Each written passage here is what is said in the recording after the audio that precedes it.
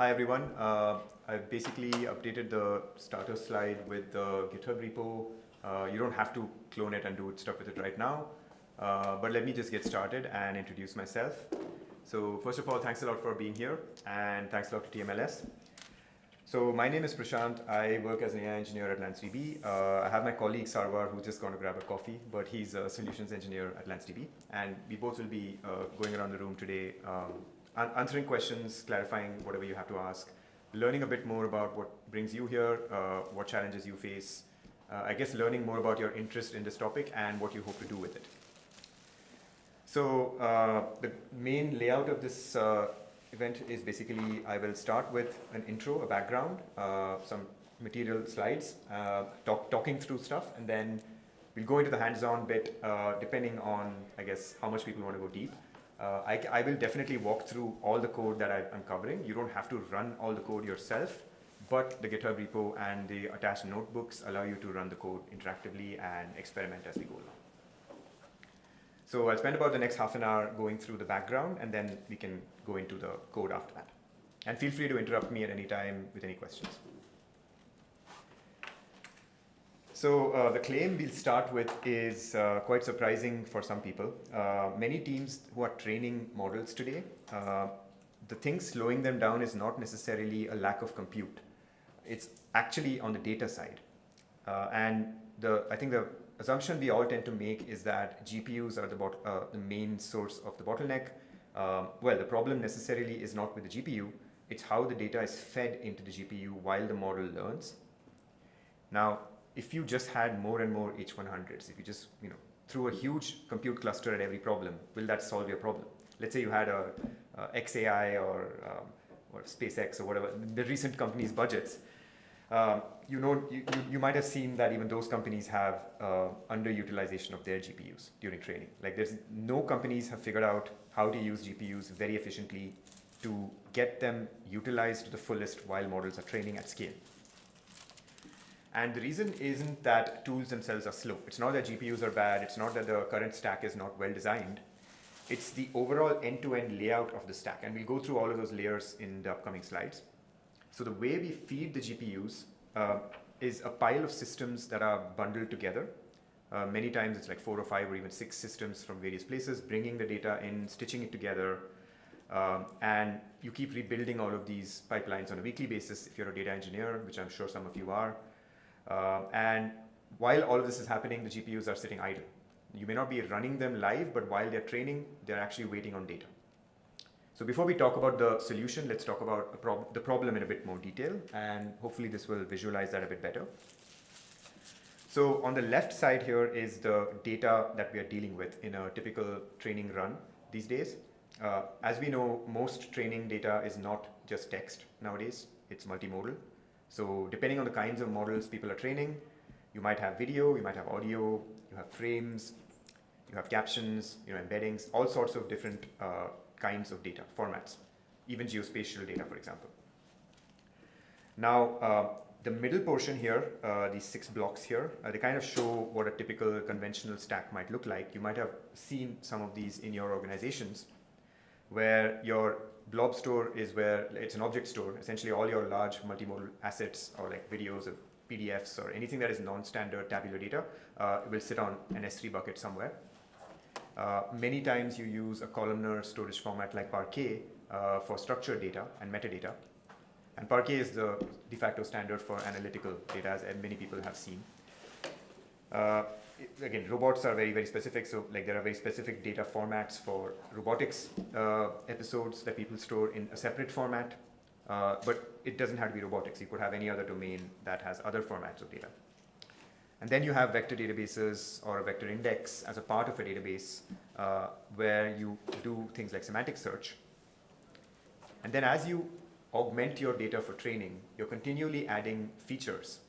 Actually, as more people have walked in, I might take a step back. So while everyone is getting seated, I just want to do a quick show of hands. How many people have worked with data lakes and Parquet and Iceberg or related formats here? Okay, so at least half the room. And how many people use a vector database or vector search in their daily jobs? Okay. Yeah. Has anyone heard of LanceDB before? Wow, okay, awesome. Great. So, okay, I guess since there's a few new people, maybe I'll just very quickly jump back to the problem statement.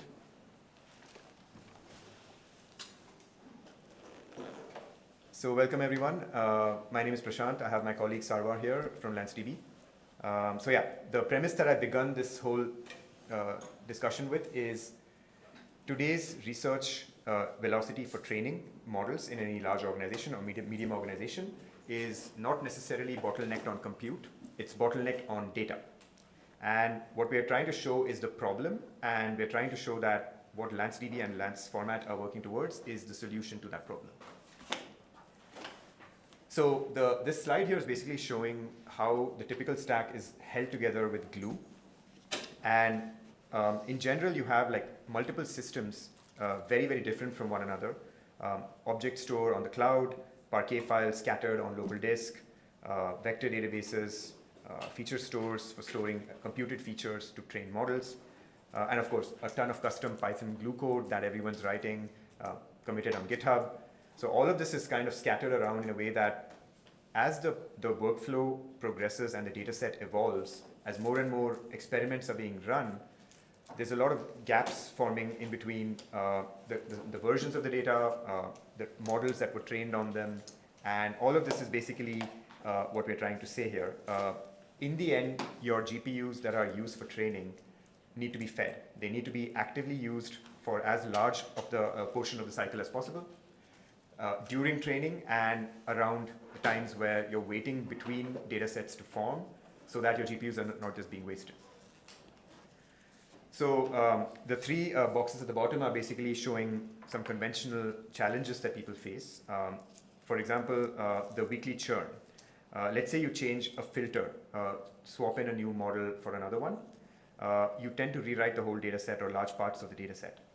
And then you tend to retrain on that. And then it's a moving target. And then the other problem is when you have all these different systems, you have no atomicity because your data is all sitting in multiple storage layers, and you need to tie them all together, keep track of the versions. Provenance becomes a nightmare. And then that leads to the reproducibility problem. Everyone knows about the machine learning reproducibility crisis, which is when you obtain a data set and a set of experiments from research, it's normally very difficult to reproduce the results because of all of these challenges upstream. Your data comes from various places, and you need to actually have a clear process to get them all in one place. So it kind of looks like archaeology at that point. You're kind of like piecing together things. So the main point here is that GPUs themselves are not the bottleneck. They're not slow. The GPUs are waiting for data. We just need to get that data to them. So the solution that we are proposing, and we are already seeing used in many parts of the industry, is Lance, which is an open lakehouse format. And I think the terms here matter. So open basically means that it is an open source format. It's used by the larger community. It's not just built by LanceDB. It's actively being contributed to and built by an open source community. And Lakehouse format essentially means that it's in the same ecosystem as Parquet and some other formats. Parquet is a file format. Above Parquet typically sit table formats like Iceberg, Delta Lake, Hudi, depending on what ecosystems you're coming from. So Lance is basically encompassing all of that. It's a file and a table format, and it sits in the Lakehouse stack. So we'll go into the layers of the tool that we are going to showcase. We have three layers that we're going through. We'll go from the bottom up. So in terms of naming and nomenclature, you'll hear both terms used interchangeably. So I want to be very clear about the distinction. So Lance is a format, right? And the format sits at the base layer. It's basically an open file and table format, and you interact with the format through a Python SDK or a Rust SDK or TypeScript SDK. These are the three languages we typically support. But yeah, essentially, the layer one is the format layer. It's basically a multimodal columnar format. And we'll talk about what multimodal is in that context. Essentially, it stores blobs, vectors, nested fields, all sorts of structured and unstructured data in one place. It stores that data natively on object store. So object store is at the heart of its design. Everything sits where your data already sits. It's not having to leave the object stores where your data currently is. Now layer 2 above that is LanceDB, which is an open source multimodal retrieval library. So this is the layer that packages data management features and convenience utilities to work on top of the format. So if you're building a vector index or a full text search index, or managing versions of your data, branching for experiments, all of these things are happening in the table format layer. So these are all convenience utilities that are exposed at that layer. So we call that LanceDB. The name DB is a bit of a misnomer. It's not necessarily a database. Just think of it as a data system. And then the third layer above it is a managed feature platform, which we won't talk about today in detail, but that is basically the commercial product that we are building. And essentially, that is the layer at which scale comes in. It's designed for absolutely massive, humongous scale, petabytes and exabytes of data scale. So the way that works is the layer 2 here, open source layer, is operating on a single machine where storage and compute are tightly attached to each other. But at the layer above it, we separate storage and compute, and now we're using a distributed system. So all the compute happens in a distributed fashion. Your queries, your indexing, your search, everything's running in a distributed cluster. And there's a lot of additional features on top of it, like feature engineering, which I'll briefly cover in our demo. But basically, that's the layer that allows people to scale from 100 million vectors to billions of vectors and beyond. So hopefully this covers the layers of the stack we are. Because there's a format layer underneath, it's important to understand that the format enables everything above it. We're not just building the tool above it in isolation. There is a sound design to the underlying columnar format, and that is what enables all of the capabilities that we talk about. So if you were to summarize 3 key capabilities of Lance that make it what it is, and useful for training workloads as well as search, analytics, and many other kinds of workloads, is these 3 boxes here. The first is fast random access, which is basically selecting random points in your larger data set. And the key aspect here about Lance is that it achieves 50 to 100 times the random access performance of Parquet, which basically means anything to do with vector search on top of Lance is going to be way faster than a conventional database, something like Postgres and pgvector, or something that is built on top of Iceberg and Parquet. Of course, there are specialized vector databases that can match that performance, but those tend to be narrow-focused solutions. The second one actually is a little hard to understand from this slide. I have a dedicated slide for in the next one, but essentially, it's called data evolution, zero-copy data evolution. It's more than schema evolution, because real-world data keeps evolving. When you're working with machine learning models and training them, your data will keep evolving. You're going to add new columns. You're going to change your data types over time. So the way Lance handles data evolution is quite unique, and we'll talk about that. And the third, of course, is multimodal native. It's very rare to find any format that has all of these 3 qualities in one place. You typically get one, but you don't get the other. Or sometimes you get 2, but you don't get the third. The combination of native multimodal storage with convenient, flexible data evolution features and 50 to 100x fast vector search and random access performance, all in one place without compromising full table scans, which you expect from Parquet and Iceberg and conventional analytics formats. That's what makes Lance very unique. And again, the multimodal Lakehouse is built on top of that. So what enables the Lakehouse is all of these format features. So let's unpack this data evolution term a bit, because it's important for what we do in feature engineering, and we will cover that feature engineering task in our demo. So think about the way a data set grows. When you start with a machine learning exercise, right, you typically have already a large data set. That's this big box here on the left. So it could have text, it could have images, it could have metadata, your conventional, whatever you have in a database or Parquet, somewhere sitting externally. Now, over time, you add new records. So you gain new observations from the real world. So that's kind of what you add vertically as you grow downward, which is like you add rows to the table. But now the next part is, let's say you want to run some experiments and you want to train a model on features, because the data that you had is not necessarily enough to provide a model training signal. So you want to add new features. A feature is essentially not added in the vertical direction, it's added in the horizontal direction, which basically is an extra column in your table. So this is basically two-dimensional table growth. And on paper, it's very simple, right? You just add a new column and you're done. But if you actually work with conventional table formats, start with Iceberg or any other Delta Lake or any of the well-known formats with Parquet underneath, the actual storage layout of Parquet on disk limits the ease with which you can add feature columns at scale. Now on a small table, you won't really notice much of a problem, but because training data sets are getting huge, they're getting of the order of petabytes now. Basically the challenge here is, if you were using a traditional Parquet-based table, because of the row group layout on disk in Parquet, you end up rewriting a large part of the data set every time you add a new column. So let's say you had a table which was 100 terabytes in size. It had images, it had video, it had a bunch of multimodal assets in that original table. But now you computed a feature column, let's say brightness of an image, right? It's just one floating point value representing brightness. The size of that new column is just a few megabytes, as opposed to the table that is 100 terabytes. But the last thing you want is, when you backfill that feature column of just those floating point numbers, you do not want to be rewriting anything in the original table. But Parquet kind of forces you to do that, because row groups kind of combine the storage layout, and you end up scanning a large part of the table. So even if you don't rewrite the full table, you're rewriting more than those few megabytes of data on that column. So the way Lance does it is, if you see the second bullet here, essentially there's a concept of fragments in Lance. Lance does not use row groups at the file format level. So the fragments in Lance are mutable, which basically means that you keep changing the fragment sizes as you write new data, and you only write new data. You leave the original table untouched.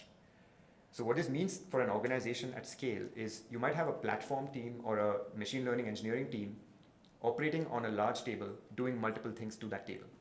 One team might want to add 3 new feature columns of a certain type, and another team might be doing a completely different set of experiments, adding other feature columns. Both of them have entirely different goals. They're operating on entirely different time scales. But when each of them is attempting to write to the table, the last thing you want is a table lock, because another set of row groups were actually accessing that column, and now the other team can't write that column. So these are very common problems when you're working with databases or traditional Lakehouse formats. But Lance is designed to solve that problem, which is, because of this two-dimensional data layout, you don't have the problem of table locks. You will be able to write at scale without those limitations. So that's what we mean by data evolution. You don't just update the schema, you update the column and backfill all its values. It could be a billion row table, and you fill all those billion rows at scale. Now, how does this tie into training? So the key is that when you adopt a new format, you don't want to have to rewrite your training loop to fit the format. So the way Lance is designed is, the API is so straightforward from a machine learning standpoint, where you think of your data as a table. Every new feature is a new column. The table column has multimodal data or embeddings or everything as first class stored within it. So this example here is what we'll cover in the demo. You have an image, you have a question answer pair. So the image is bytes, is JPEG bytes. The question and answers are strings, and the vision feature here is a n-dimensional embedding. So what this code snippet is showing is, you work with your PyTorch API as you normally would. There's just this additional layer called the permutation API in LanceDB. All that does is it offers convenient shuffling. So you can just point it at your Lance table, and your permutation now will actually shuffle that data and batch it, and you can now directly put it into a Torch data loader where you specify what batch size you want and that you want shuffles. So from a user perspective, your data is essentially represented in an intuitive way through a table, but that table is much more flexible and multimodal. And your Torch code is more or less identical to what you would write if you were operating on top of Parquet or other formats. So all of this is like from a design perspective, but how does this translate in the real world when GPUs are actually using this data? So we ran, I'm going to show 3 separate experiments in 3 different areas, talking about different aspects of the format. But this first one is a synthetic benchmark. So we are feeding an H200 GPU. We are tracking the MFU, model flops utilization metric. And is anyone familiar with MFU as a metric or heard of it before? Okay, so a very quick primer. So MFU is basically the fraction of the GPU's theoretical peak compute. So how much of that theoretical peak compute are we actually achieving while using the GPU when the model is being trained? So it's more or less a recognized metric now. There are still some debates about whether it's a good one. But yeah, you could think of it as like percentage utilization of GPU, like loosely speaking, over time.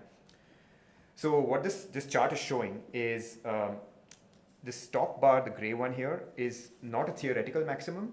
It's actually the practical maximum you can achieve on a GPU if there was no data loading happening at all. What that means is, typically what happens is your raw data sits on object store and your GPU is somewhere else.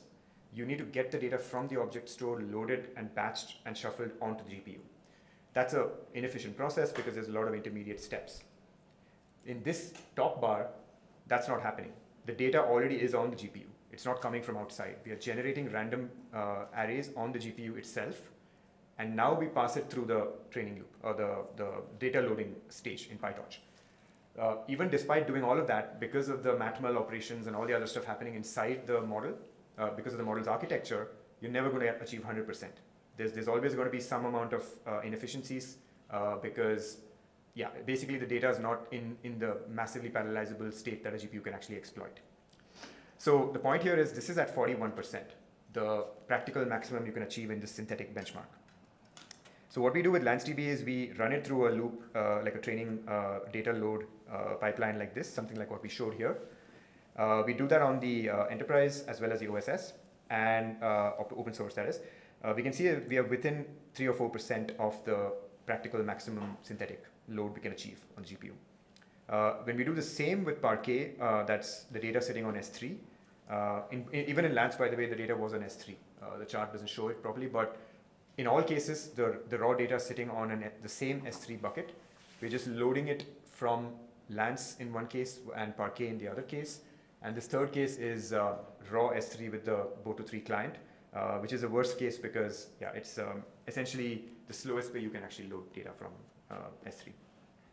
So the point here is we are seeing a roughly 2x increase on this vision transformer data loading exercise. Vision transformer, as you know, is just training vision models. So as the multimodal blobs get larger and larger, in the case of video models, robotics, other domains, you would expect that this gap widens even more because it's more complex tensors that need to be packed on GPU. The format is still Parquet, right? Below that, LanceDB. Absolutely not. That's exactly what I was saying. So the entire storage layout is completely different from Parquet. So it is a new format that is not at all based on Parquet. But you said it's like Iceberg. Yeah, so it is an alternative. It is an alternative to Parquet plus Iceberg. So imagine a stack that has Iceberg on top of Parquet. Lance is an alternative to that for machine learning workloads. So that means below it there is Parquet, or no? No. Okay. No. So Lance is a new format that is aiming to be an alternative to Parquet for these kinds of workloads. Parquet plus Iceberg. Yeah, Parquet plus Iceberg, exactly. Because the key point here is Parquet is just a file format. Nobody operates directly on the file format for real-world workloads, right? There's always a table there. Maybe after the just the lecture slides, if you have questions or layout. We are happy to clarify throughout the afternoon. Yeah. So again, the reason I'm highlighting all this is basically to show that it's not just like we're not creating a format for the heck of it. Like there's actual numbers that back why it's necessary. So this is actually a very complicated example of stable world model, which just came out 2 weeks ago. It's a new framework for training world models. As you know, world models are like a new emerging paradigm for training robots and other objects in the physical world. So this left side image shows a popular data set called PushT. It's a Layrobot data set that's used for training world models. So basically this chart is not a synthetic workload anymore. This is a real workload training a world model that was actually done by a research lab from Jan LeCun's research group. So what this is showing is two parts. The top chart here is showing loading data, again, data loading from local disk into the model. This is a different architecture entirely. It's not a transformer architecture. It's a world model architecture that is specific to what stable world model is doing. So again, note that every model has its own architecture, right? So we want to be architecture agnostic. We don't want to be tied to a particular kind of model architecture. It should be flexible enough that anyone training any kind of model on any kind of data should be able to benefit from the format's speed. So both these experiments, the top one is local disk, and the second one here is on S3. In both these cases, the pre-existing template format that people use is HDF5. It's a specific format for storing multimodal assets in that domain. And again, based on these numbers, it's showing that there's at least a 3 to 4x gain in data loading performance. And all of this is just, by the way, during data loading initial stage. But as the model is training, you're going to be loading it again and again with multiple epochs of training. So this is what we mean by GPU utilization. In the end, the GPU is going to be more fed the faster it's able to pull up data from wherever it's stored, either on local disk or on object store. And then finally, this one here is actually not talking about the data loading speed anymore. This is a autonomous vehicle object detection exercise. Again, a real workload, it's not a synthetic workload. So in this case, we were not training a foundation model. It's a fine-tuning example where the left side cases detect images inadequately, and then we're trying to fine-tune the image detection model, object detection model, to be better at detecting anomalous scenarios. So the three scenarios we looked at are nighttime pedestrian detection, distant pedestrians, and riders on the road, two-wheeler riders. And in all these cases, the model actually is fine-tuned to improve performance from the baseline, 29%, 22%, and 20%. So this shows improvement in the model after training. But what we're essentially saying here is Lance as a format and LanceDB, the platform, allows you to do all of these stages in one place with one governed table. And you do curation, you do feature engineering, you do search, you do analytics, and load data into the training GPU, all from one place. So you don't have these 6 different systems that you strung together to achieve that end goal.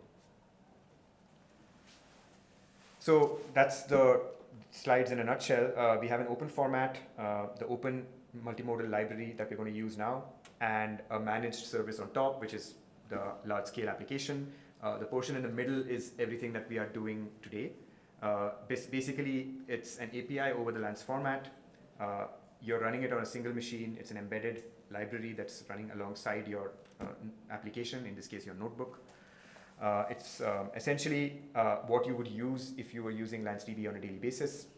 Like you would not, typically the user who interfaces with the format are platform builders, people who are building their own data lakes. Like if you're a systems or platform engineer who's building a data lake platform for your organization, you would typically use the Lance format layer directly.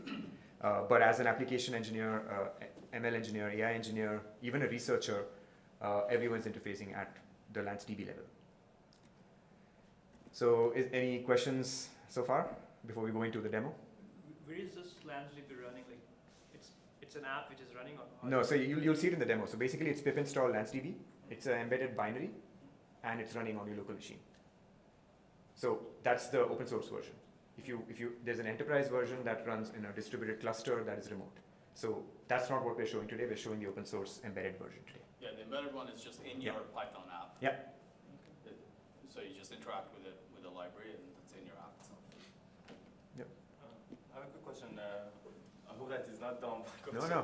But you mentioned that one of the features that the LanceDB supports is that it allows two different teams or two different users write to the same table without locking the table, right?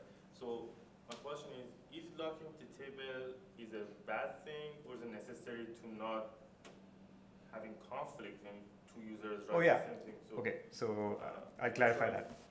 So locking is definitely a bad thing because, well, it's a bad thing from a organization flexibility standpoint, right?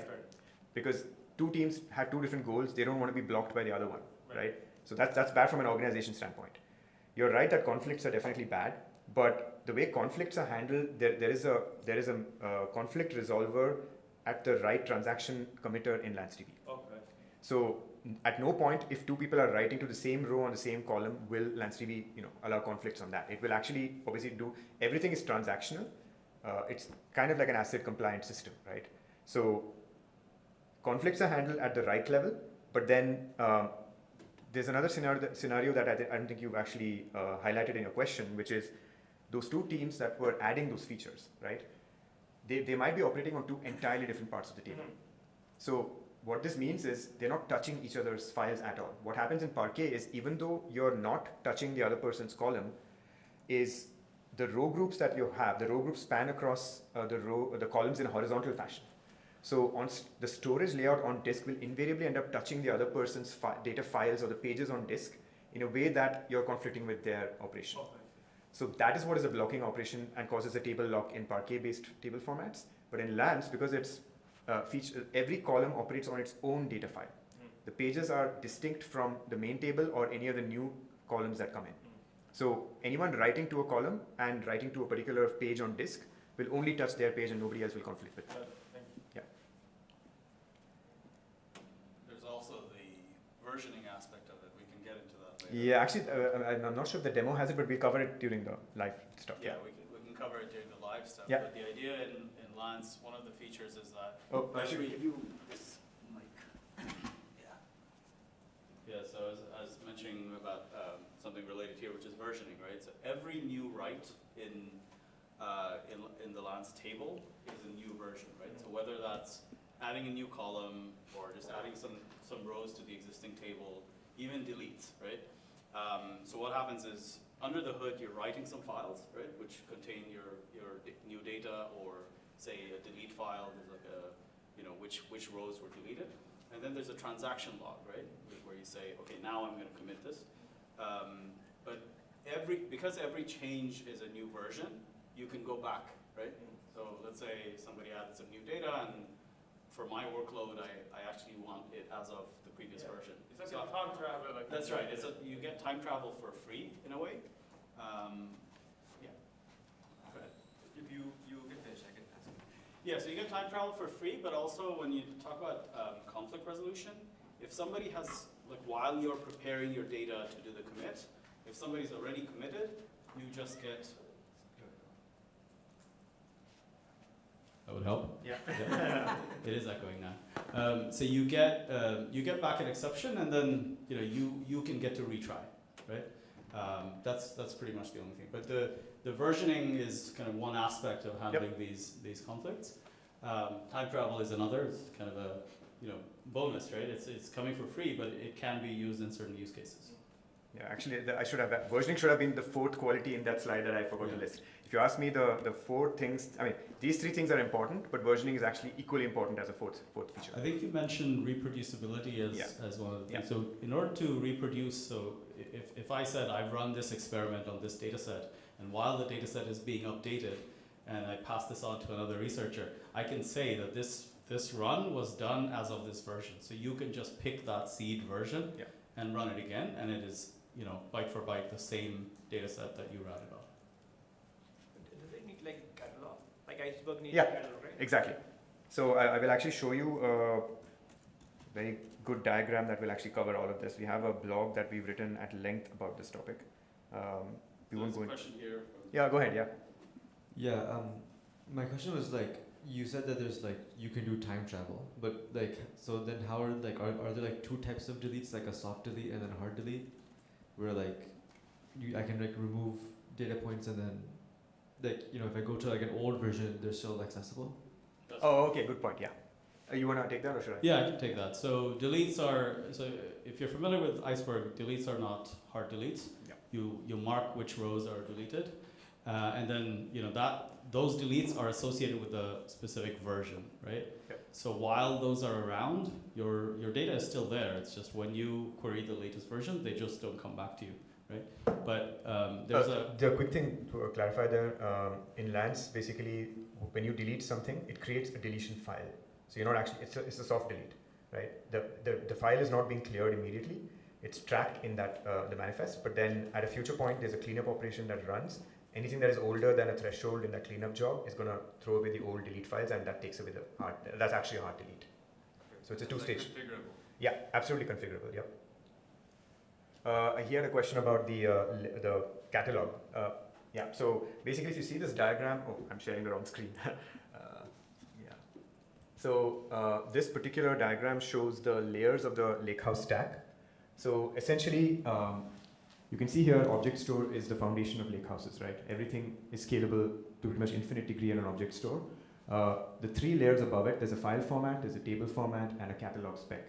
And you can see some of the traditional formats out there. Iceberg is at the table level, but Iceberg has a REST catalog that people typically use on top of it. Unity catalog is what Databricks has for Delta Lake and so on. So basically, Lance is actually, you can see there, it's occupying those three layers totally. It also provides a thin catalog layer on top of the table and the file format.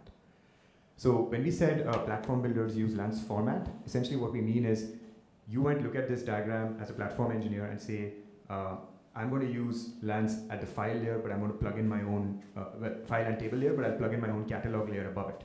And indeed, that's what a lot of companies are doing. Uber, for example, uses Lance, but they don't plug on the Lance catalog. They actually have a Gravitino catalog that they use on top of Lance.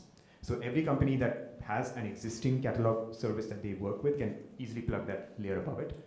The two red layers above it are also very, very interesting. We won't go into too much of that today, but compute layers are, as you know, universally open source, and like many of these are like well known for different use cases. Like you have distributed layers like Spark, you have DuckDB, you have so many other compute engines that people use. All of these are interoperable with the Lance table and catalog layer underneath. So it's very, very modular, pluggable, and flexible from a developer perspective about what layers you want to integrate. Depending on your organization stack, you can pretty much pick any of these and build your own layers on top.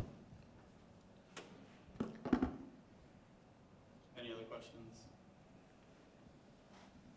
So if I have a CSV file, Yep. it will be converted to Lance file format. When I So your question is CSV, and yeah, so Lance. That won't be columnar, so you cannot go column. Parquet is columnar, right? Yeah, like CSVs are not columnar, you're right. So the way you do it is you run an ingest job into a Lance table. And a Lance table underneath stores things as Lance files. We'll look at that in the demo. Yeah. So in fact, you know what? I think it's a good time to go into the demo, because as you look at the code and look at the use case we are solving, it'll be a lot clearer about what's happening under the hood. So for the demo, has everyone gotten the GitHub URL from the first, from the email first of all? But if not, you go to github.com/LanceDB and search for TMLS in the search box. You should be able to, you'll see the repo there. So if you clone that repo, you'll see the code. And the slides for this are in that repo. So I'll give everyone a minute to open that URL. github.com/LanceDB and then search for TMLS.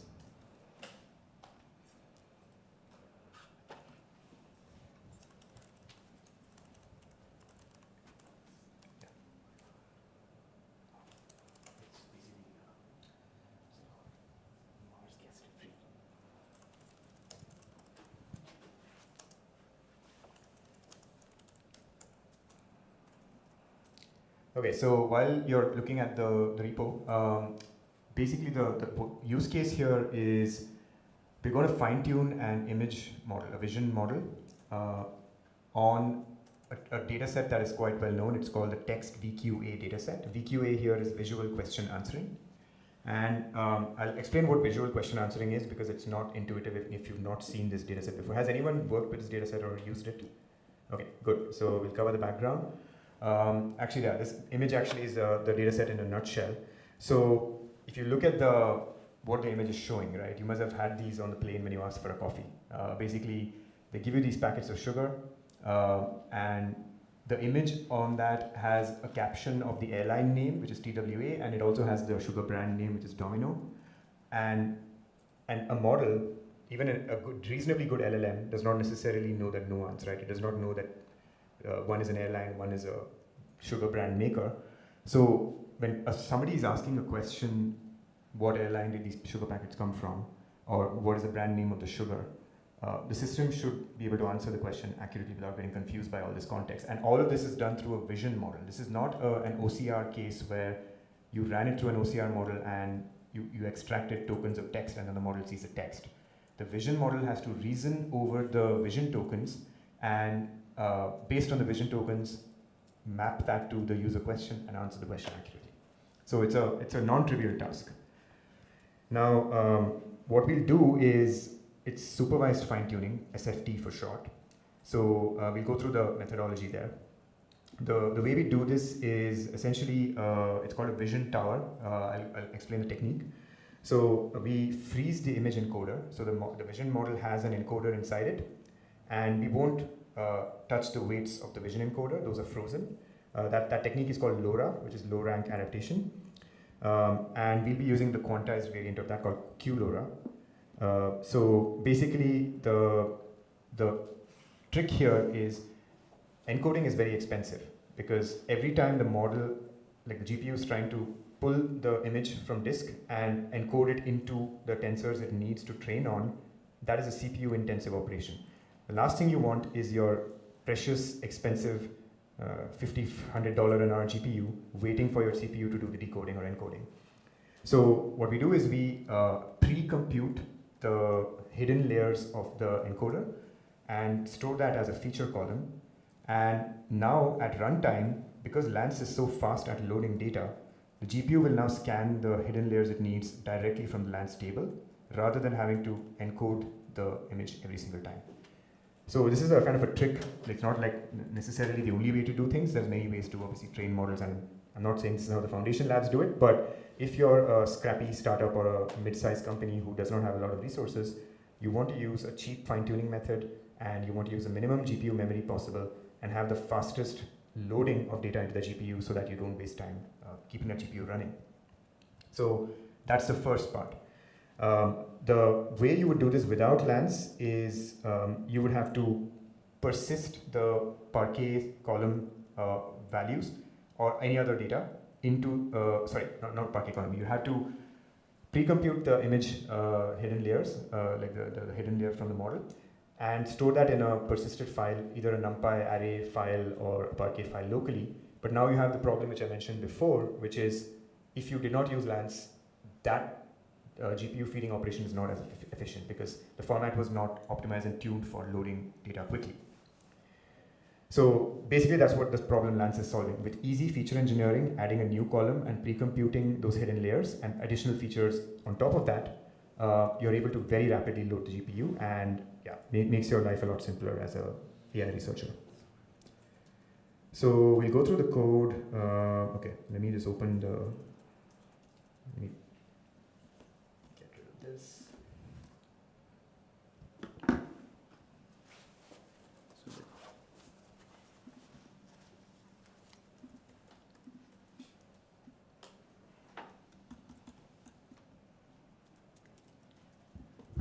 I hope this is, can people in the back see the text? It's a bit small. Okay. Yeah, hopefully that works.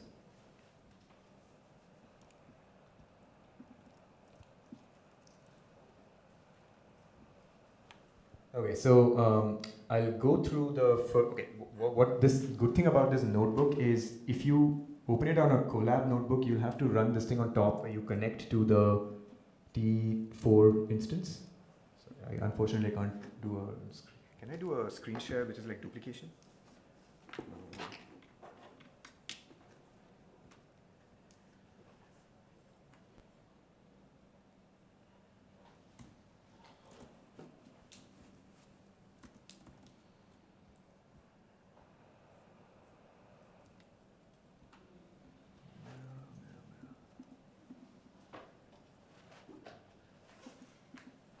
Hey Sarwar, do you know how to switch the display mode? Yeah. Need to make it like duplicate instead of mirror. Mirror instead of. Extended display over there. Oh, where is it? Oh, tax. Yeah. Okay. Yeah. Yeah, I was typing displays, but Looks like You yeah. can just click on the extended display. Not here. yeah, the second one. Yeah. Mirror. There we go. Yes. Thank you. That makes my life so much easier. Okay. Off here now. I don't need this. I'll reopen the notebook again. Okay. I think this should be a lot simpler. Cool. Okay, so there's only one false promise made here in this first section of this notebook. I've tried running this on a free T4 instance. If you click the connect button on the top right, you should be granted the free tier Google Colab. The code runs perfectly fine. There's no issues with it running. It's just that the free T4 instance is very, very skimpy on CPUs. So it's not the GPU memory that's the bottleneck. They only give you 2 CPUs, and the intermediate operations run during training require a bit more than that. Your laptop typically has like 8 cores which are hyper-threaded. So yeah, you're essentially like 4 or 5 times slower than what your laptop would be. The problem here is that your laptop does not have an NVIDIA GPU. So it's a trade-off, right? What you can do with this notebook is take it to any AWS instance or any cloud instance, VM. In this case, if you see here, the original notebook that we ran, we were lucky enough to have an H100 handy. So this ran on an 80 GB H100. You don't need a GPU that is this large. You can just use any 15 or 16 GB VM video memory RAM for a GPU. So yeah, it's totally reproducible. You can run this on a cloud instance at a later time. We'll go through the code in line by line now and run what we can. So this first one here, it just runs, in this case, it's showing me that I have a Tesla T4 GPU. It has about 16 GB of RAM, which is more than enough for what we're doing here.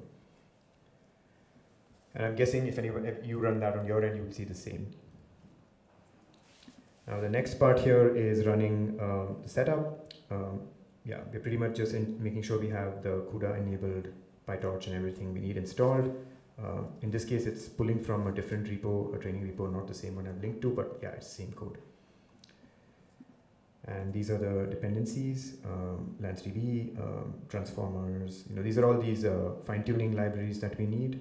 Hugging Face, bits and bytes is used for quantization, which is used in the QLoRa method that we are using.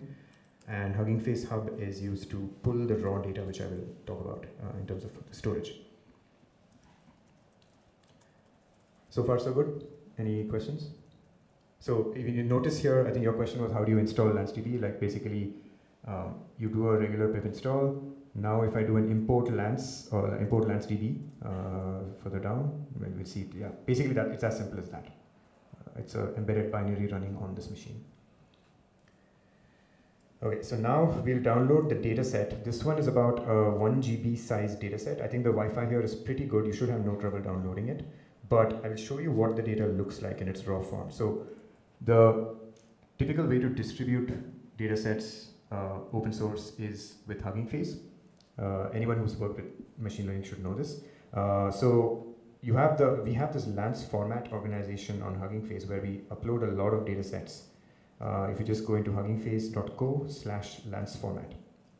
And in this, we've actually uploaded a pretty large selection. We have 38 data sets now. We're keeping on adding more and more well-known data sets. These include pretty much data sets from every domain: robotics, images, video, audio. Like this one is a speech data set, for example. So yeah, depending on the use case you're doing, you might find useful sample data here, but also you're free to upload your own Lance data sets to Hugging Face. In fact, that's what we encourage people to do. Create data sets in Lance format and upload them to Hugging Face so that you can share it with other people. So this is exactly an example of that. We've created this Lance data set, and just like a Parquet data set, you can see here it has a table structure, and it has a train and validation split, which is exactly what we want during training. You always split your data into train and val so that the model learns during training. And there are many columns here in this data set. We won't go through all of them, but basically, yeah, essentially you have the VQA data set that I was talking about. It's an image, there's a question, which is a string, and there are answers. And actually the answer is a raw string here. It looks like they've also created tokenized values or like lists of those answers. And then you have a bunch of additional pre-computed columns that we have here. We generated an image embedding using an image model, image embedding model, and stored that as a separate column. We do the same with questions. And why is this necessary? It's because now we can do vector search on this data set directly. I'll walk through the EDA notebook next. And then there's also this other interesting column called OCR tokens. OCR, as you know, is object character recognition. So it's basically a model that is trained to recognize textual characters from images. So we pre-ran an OCR model on the raw images of the entire data set, in this case just 1000 rows, subset of the whole data, and that will extract all the tokens or the text that it identifies in that image. So like all these words here are actually words that were in the image itself, and now it's storing those as text fields. I'll explain why we have this. This is not for training, this is more for human exploration and interpretation. And then we have image classes, like there's a classification model that we ran that classifies a particular image as belonging to a certain category. Now we can run filter queries on this and search through it. And then this is where the real magic sauce is, which is the hidden layers of the vision tower, which is basically during training, we dump the hidden layers of the model values of each image or each row into a separate column. Now Lance can feed this much more efficiently to GPU rather than having to compute encodings during runtime. So yeah, there's input IDs, there's attention masks. These are all like torch specific things that are part of the model, and now we store them in their raw form. And again, because feature engineering is so cheap in Lance as a format and LanceDB, you can just throw any number of columns. Like there are people who add hundreds and thousands of columns to their tables. It's absolutely free. I mean, because anyway, it's all being stored on object store. So adding columns and adding rows is just not a bottleneck. You can grow your data in two directions without any limitations. Sorry, but how did we convert to Lance format? Convert what, sorry? For example, if I have a CSV or something. Okay, that's a very simple script. I don't have it in this demo, but it's, okay, how do you explain like ingestion? There's an ingestion operation for... I mean, so there are libraries that can read from CSV or Parquet into... Yeah, like, okay, good idea. Data frames, yeah. So if you have polars or pandas, scan the CSV into polars or pandas, and it's because it's arrow under the hood, Lance will just read from that. You can just dump it into a Lance table. So... You can just write it as Lance. Yes, dot Lance, exactly. Just two lines. For Parquet, we have some utility functions like just add, and then you give it a Parquet file, and Yep. as long as it lines up with the column names that you want, then it just adds it under the hood by streaming it to but yeah, if you're just doing it from files, maybe two or three lines of converting it to a data frame and then passing it. Yep, I actually run through the EDA notebook that will clarify things a bit more clearly. This one, did I forget to commit this, or is it on the repo by any chance? I think I might have on my local, but anyway, let me see. Anyway, this is not really like, yeah, it's just for demo purposes, so it's not, you don't need to actually have the code local. Oh, my bad. There's a PR that I forgot to merge. So if you might have to do a git pull again if you want this notebook. Okay, go back here. So EDA Explore notebook. Yeah, this one will run locally. Honestly, I'm just going to run this locally on my machine because it's easier to show. Okay, so this is really important to understand. When you're training a model as a researcher or an engineer, you're never going to know upfront what you want. The data is always going to be a black box. You're going to have to figure out what's in there. Most of the time, you're going to have to construct and curate the data before it's even usable. So what we'll do here is there's a local, like if you clone the repo and this notebook is already available, you can easily run these cells locally. They're not expensive to run. So what I'm doing now is I'm running this, let me just run this clear all cells, and then if you just do a UV sync, it'll pull all the local environment files that you need. But what this is doing now is this cell is basically pulling the data from the Hugging Face repo that I was showing. So if I go back to that huggingface.co, there was in the Lance format organization, it's already in the notebook anyway, so it's the link's there, but it's basically this one, text VQA. So this is a Hugging Face dataset, and the code is, all it's doing is it is using the Hugging Face Hub Python library, and they have this method function called snapshot download. So it's basically going to pull a snapshot of that entire data set locally.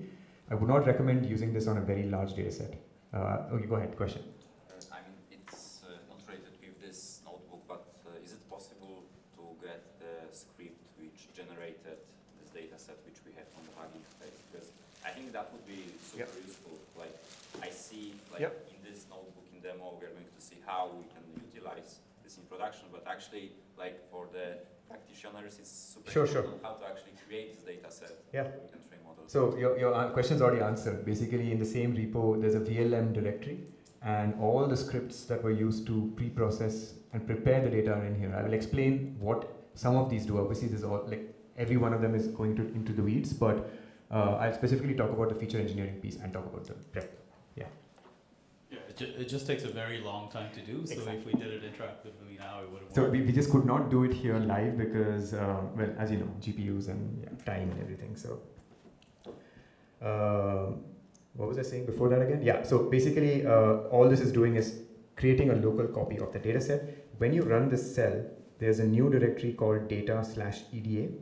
And it's now, you can see here, to answer your question, there are these two new directories. There's a text VQA .lance here. Underneath that, there's a set of subdirectories. Basically, this is the raw Lance files that are being stored. So there's a .lance extension to these files. It's got a particular hash ID for each file identifier here. But what each file represents is a unit of write, which is basically the thing I was talking about during feature engineering, which is when you add a new column, the existing .lance files are not touched. Your original table might have had thousands or millions of these .lance files for your particular data set. The new files will be, a new .lance will be created for a new column. It will never touch the existing ones. Now, if anyone has worked with large files before, you might have the question, what happens if there's an imbalance in, too many large blobs in one Lance file and small Lance blobs in other ones? Does that affect query performance? It does, because over time, if you have a lot of imbalance in file sizes, you may have to scan a large part of a large file to retrieve a very small object for a particular kind of query. So the way Lance solves this is post hoc. During writes, there is nothing that's being blocked, but at a later time, what we call compaction is where a compaction job starts, and the job of compaction is to rewrite and reorganize these .lance files in a way that you have roughly 1 million rows of data per fragment, and those fragments are what decide the query performance at a higher level. So what this means at a high level for users is at no point do you have to worry about read versus write optimization. Parquet forces you at write time to make compromises or trade-offs about read performance, but Lance does not force that trade-off, because you write what you need to write, the compaction job comes in and optimizes the table later on, but at read time, you set your read settings completely independently of the writes that are not being touched at any point. There's another point here. So Prashanth mentioned blobs. Yeah. So there's been work to improve how blobs are encoded. Before you could just inline small images into the same file for if you have small images. But what do you do when you have a very large image or a large video? And so now we have more sophisticated ways that you can, as a user, say, I want to inline this one and I don't want to inline this one. Yep. And behind the scenes, it's taken care of by Lance to write a reference to the file. But as an end user, you're still doing a select on a column. Right. So blob v2 is that. I mean, there are some variations of that too that you can see. So then you're not like tied to this like file sizes or fragment sizes that we have, and so there are less and less limitations now than there were before with handling large files, for example. This cell now, once you have the data local, if we're going to do some EDA, exploration of the data. So all of this code is essentially visualization code. It's not really Lance code. There's only one part that's Lance specific here. All we're doing is we're defining we're telling it how to open the bytes of the image, because as I mentioned to you before, the table already has bytes of the image stored, right? Remember from Hugging Face, this is a raw byte data type in that column. It's of the type image.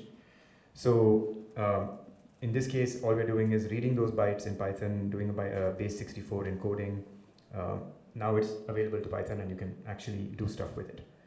So what we're doing now is we're picking a random row ID, in this case 4. It's a junkyard in Hanoi.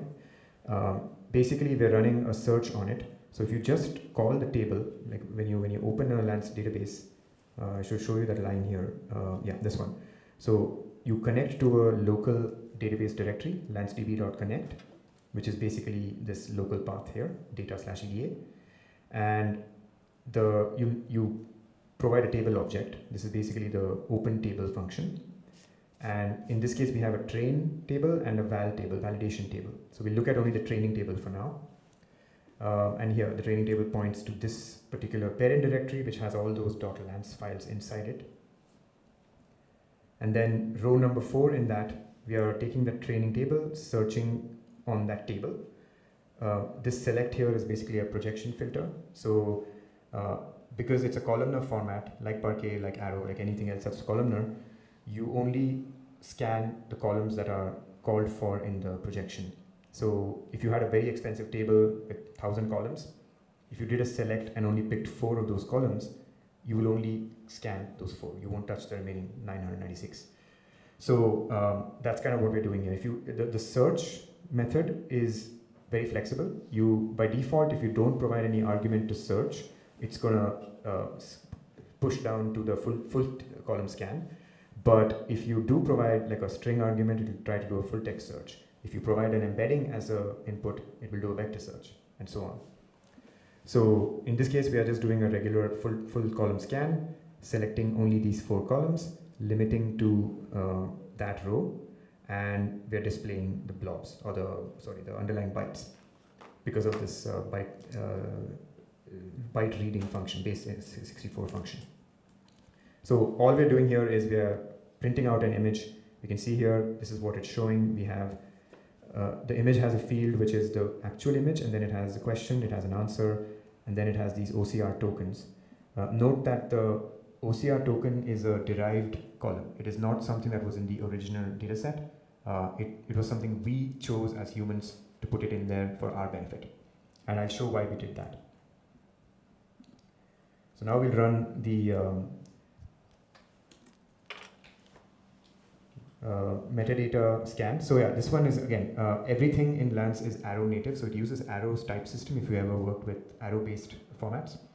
And Polars is an Arrow-based data frame library.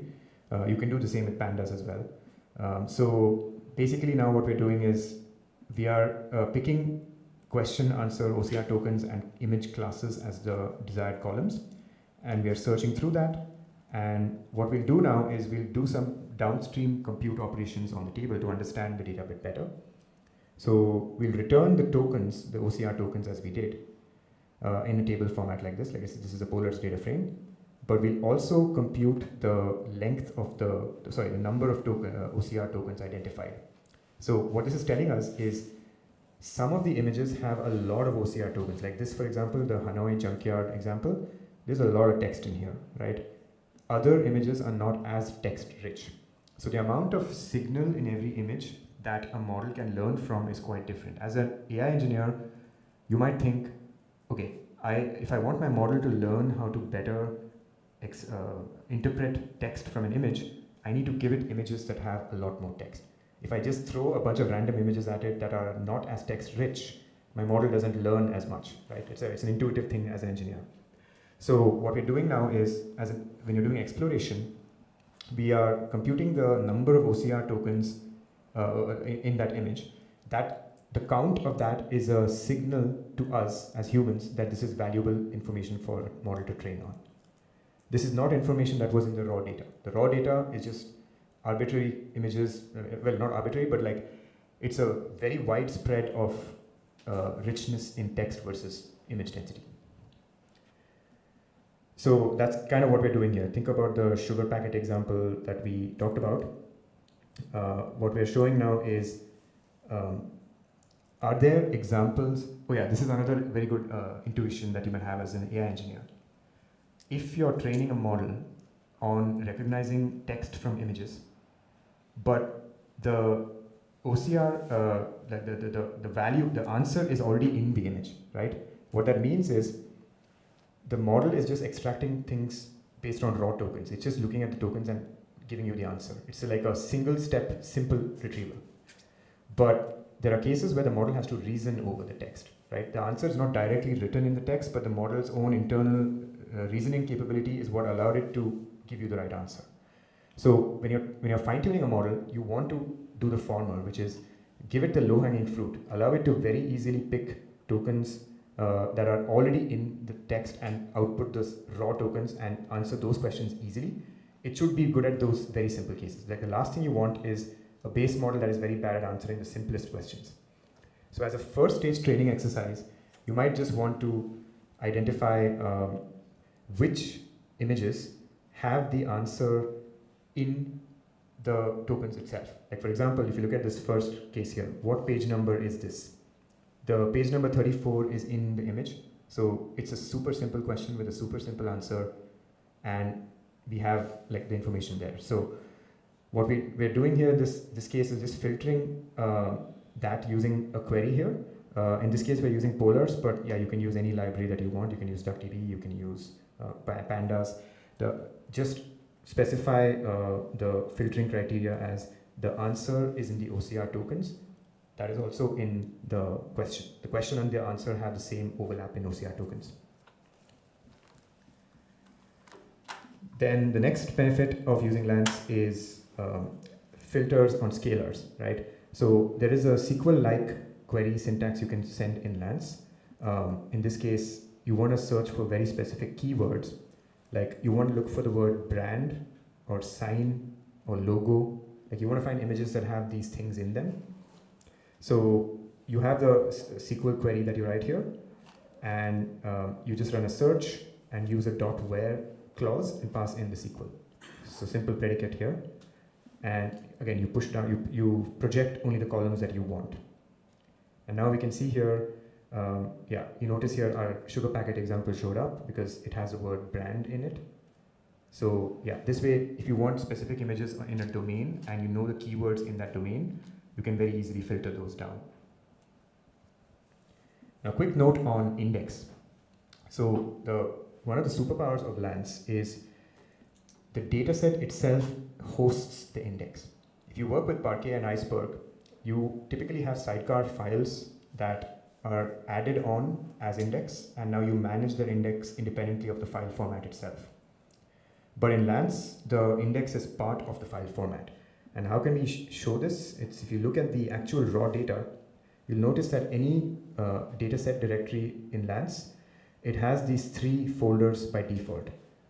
The data itself is where the data files sit on disk, the .lance files exist. But you have these other 3 subdirectories. You have indices. It can have all the scalar and vector indices, the full text search indices, pretty much all the indices that you would want to use in a search application. They're all stored in this directory. This is a transactions directory. It's related to writes and how writes are managed and so on. And versions, as Sarwar was mentioning, these are manifest files. Every single time you do a write transaction, you create a new manifest. And these are all versioned through history. So all of these are packaged along with the data. And that's a superpower because now on Hugging Face, it's essentially native. Your index, your versions, your entire history of your data, all the manifests, everything that is associated with your data, including the multimodal blobs, are all in one place. So if you ran a very expensive indexing job, you had a 1 billion row table, you put that on Hugging Face, and you spent 10 hours of compute on a distributed cluster computing a vector index on 3 or 4 columns of that table. You don't want your colleague who downloads that data set to repeat all that work. So essentially, you're packaging the index alongside the data if you want it. In this case, we didn't do that. All we did is store the data. So what we can do is very simply and easily recreate the index locally. In this case, I've hidden that cell and just show the cell. Yeah, so you can list the existing indices here. We ran a line above to create a full text search index. So it's telling us right now that there is a full text search index on the question field, and I can show you where that was. I'm not sure if the dataset itself came. Maybe I think the original dataset came with the index in this case. But yeah, the point being, you can always check whether an index exists or not by calling list indices, and it'll show you what exists. So this basically tells us now we can run a full text search query on our training table and find things by keywords if required.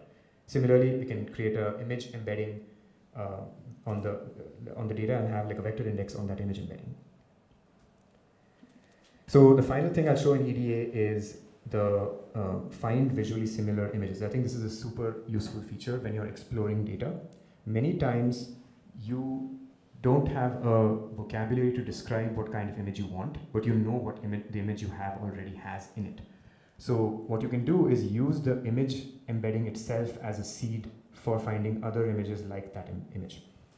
So what we're doing now is we pick a random seed value, like any particular row ID, and we extract the image and the image embedding for that.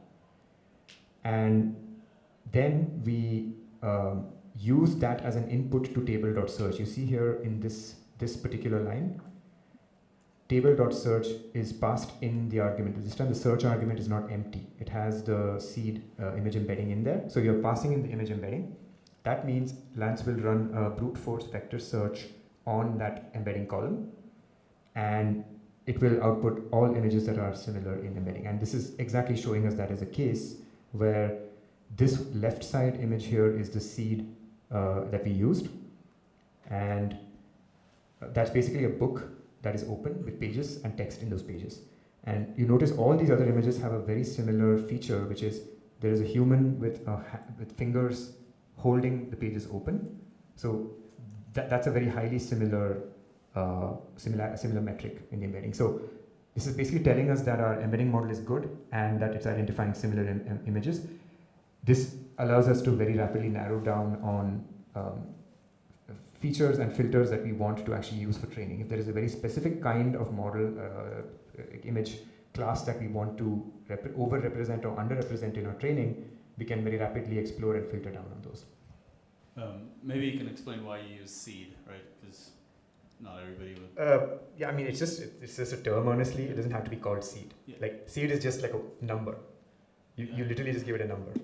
Yeah, the other side of this is like Yeah. while you're doing this so that you can reproduce, right? So if you had a Okay. seed, right? Yeah, yeah. I mean, if you don't, Got it. as your data is as your data is updating, you don't want just any random image that you're doing in your data exploration, right? So you want to know that it is a specific image that you chose, right? You save that in a variable, or maybe you had the ID for that.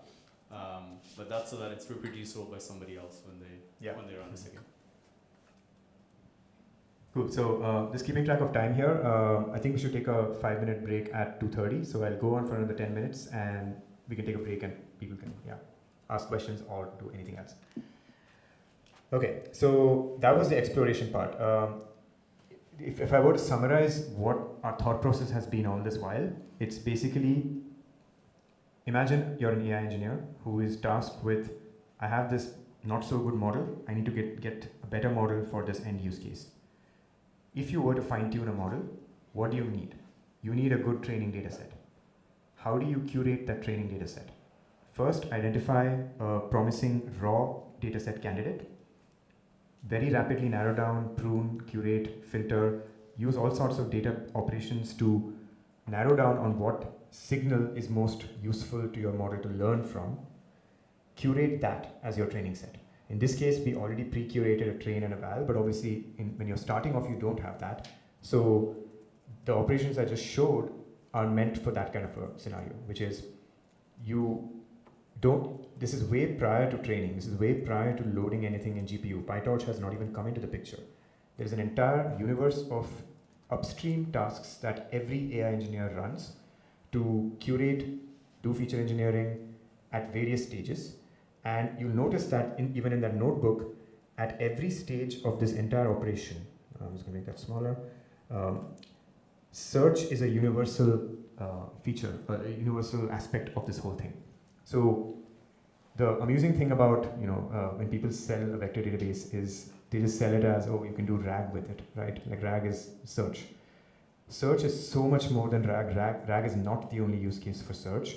What we see is that search is universal in almost every kind of workload. Like at any point in the machine learning model training lifecycle, engineers have been forced to deal with search in different ways, and search sneaks in even during training. Because when the model is actually doing shuffles and it's the permutation API that I showed, there is a search angle there. You need to identify the exact IDs on storage for the particular batch that you're trying to gather, and then rapidly randomize them, pack them into the GPU batch. All of that has to be done in a way that the GPU is not wasting compute while you're doing it.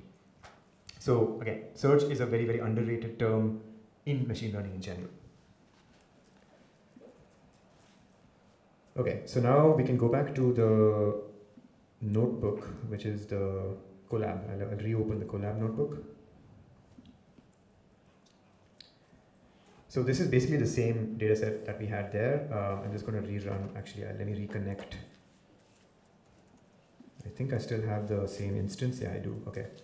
So let me just go through these cells again. And what I want to show here is, we just had another curated example to show here. In this case, we're going to revisit our sugar packet example. I think I forgot to run the cell before, so.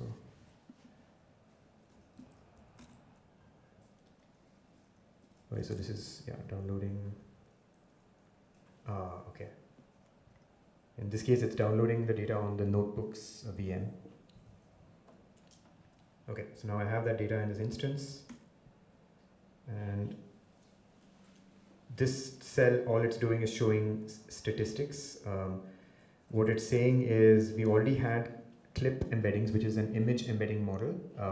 So clip embeddings were already used to generate image embeddings in this image EMB column and the question EMB column. There are 512 dimension embeddings. So there's two separate columns that have those embeddings, and there's also an OCR tokens column, which I mentioned, which has all those pre-extracted tokens from an OCR model and object classes from a classifier model. So in this case, we are just collecting those relevant columns, question, answer, OCR tokens, image classes. And all we're doing now is printing statistics on these. We have so many question types, like 6 or 7 categories of question types. The answer length varies anywhere from 300 words all the way down to 5 or 6 words. Actually, I take that back. This is a histogram. So 0 to 8 words, and most of the answers are very, very short. They are of the range of 1 word or 2 words. Very few answers are long and have 8 words in them. And then, OCR tokens, same story. The distribution is very skewed towards the left, where most of the images have very few OCR tokens. So again, this is a very important signal to learn, which is in our raw data, most of our images are not signal rich from text perspective. They have more images and very less text tokens in them. That's what the OCR model has told us. You, as a human, you can't visually scan a million images yourself. So the OCR model is basically automating that task and giving us a very important signal up front. Based on this information, we can do additional filter operations or other operations to get the data we want. And I'll do, this one is basically a cross-modal vector search. Let's see what we get here. I think, what this is doing is, this is exactly the thing I just showed in the EDA, so there's no real difference. Here I'm asking a natural language question, I think. Question vector. So, there we go. This is slightly different from the other case, where there we previously we looked at an image embedding that we fed into the search function. So we were searching for images that were similar to other images. Here we are using clip, which is an image text to image model. I give it an input question in natural language, and now I run a vector search on the image embedding space.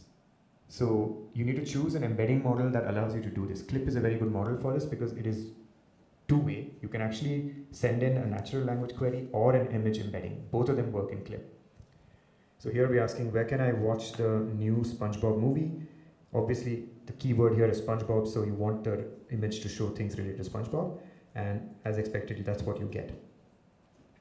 The reason you got this second set of images on the right here is because these are basically movie tapes, DVDs or something. So yeah, the word movie kind of matched on this image space, the word SpongeBob matched on this image space, so kind of like you get the fuzzy overlap of both. And then curated examples, this is repeating our sugar packet example. What we are asking here is give me these 4 columns, image, question, answer, OCR tokens. I'm just displaying the top 4. These happen to be the first 4 rows of our data set. That's why we're seeing them here. And we're displaying what internal information it has. One fun tidbit here, if anybody has noticed, anyone with sharp eyes might have caught this. If you actually see the OCR text for this first one, it's kind of funny that the font on this packet, it's fly the finest fly. So the word fly is so hard to read even for humans, but the model got completely confused. It thinks it is 7H. So yeah, OCR models have a lot of flaws, I mean, in this aspect, but it's also this weird font that this airline shows. Yeah, I won't go into the training stuff now. I think it's a good time to actually pause. And maybe if anyone has questions, feel free to pop by and yeah, go ahead. I have one off-topic question. Sorry, it's like a semi-off-topic question. So I just have a semi-off-topic question. So in the distance, you should L2 distance, but for semantic search, isn't it like a cosine similarity, which is not L2, right? I'm not sure. Yeah, I mean, it's completely user specific. Like the key thing is that you need to have created the index with a particular metric, and then you query using the same distance metric that the index had. LanceDB allows you to do that. You don't need to tell it that. Okay. If you already had an L2 distance in your index and you submit a query, it will know that it should look for L2 distance. Okay. But as a user, if you want cosine distance, you can always compute the index and query on cosine distance. Okay. Actually, I'm curious, based on your knowledge, would you say cosine is better than L2 for certain cases? Because I get this question a lot. I don't have a good answer for it. Does anyone in the audience know when cosine is better than L2 distance, or vice versa?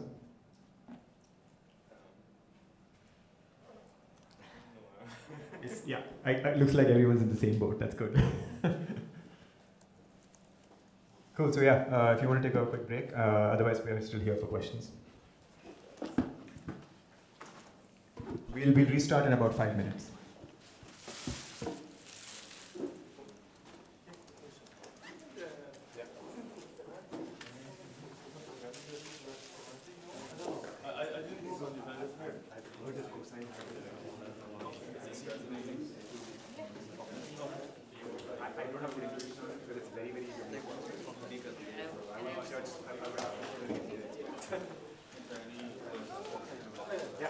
But I will watch the For sure, you have the repo anyway, so yeah, that's actually sure. Yeah. Okay. How much do you where's the I was just like,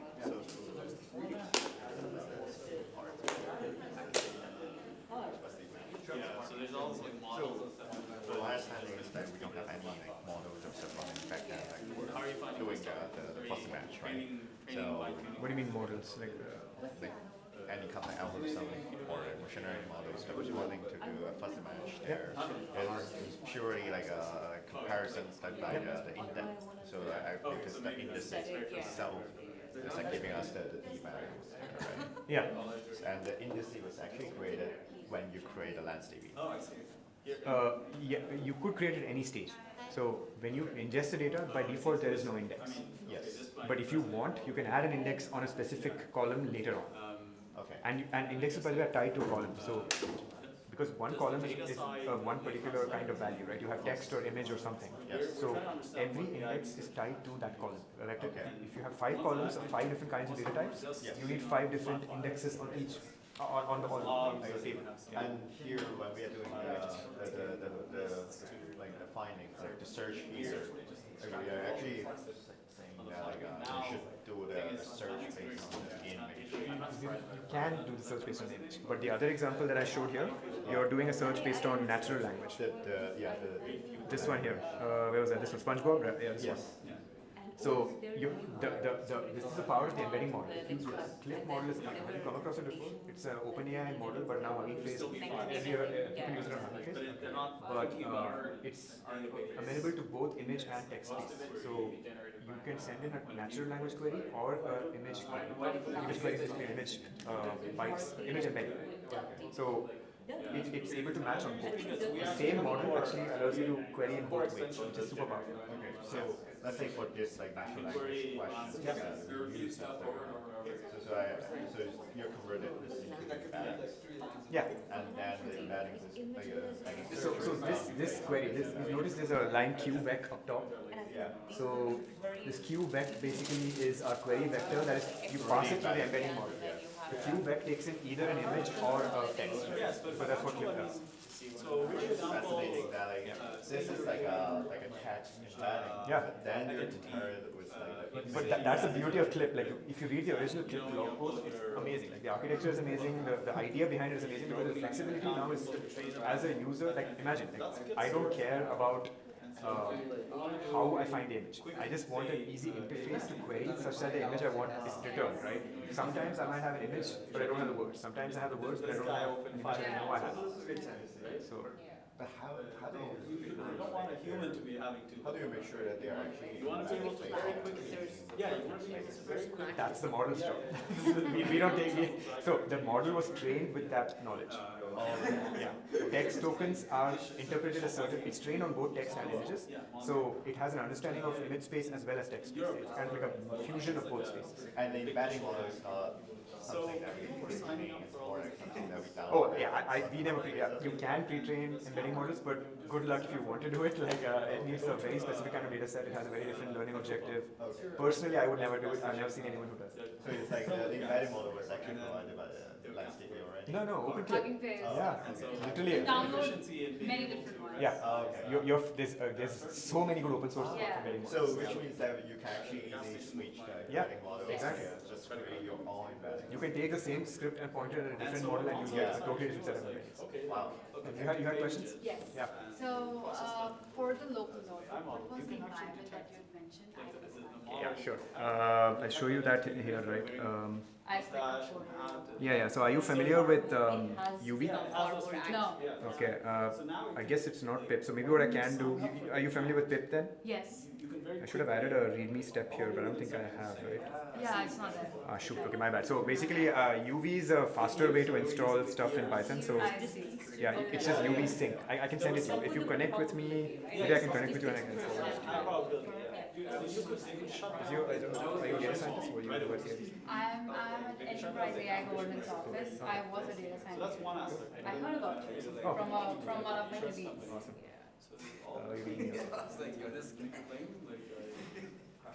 But it fixed itself.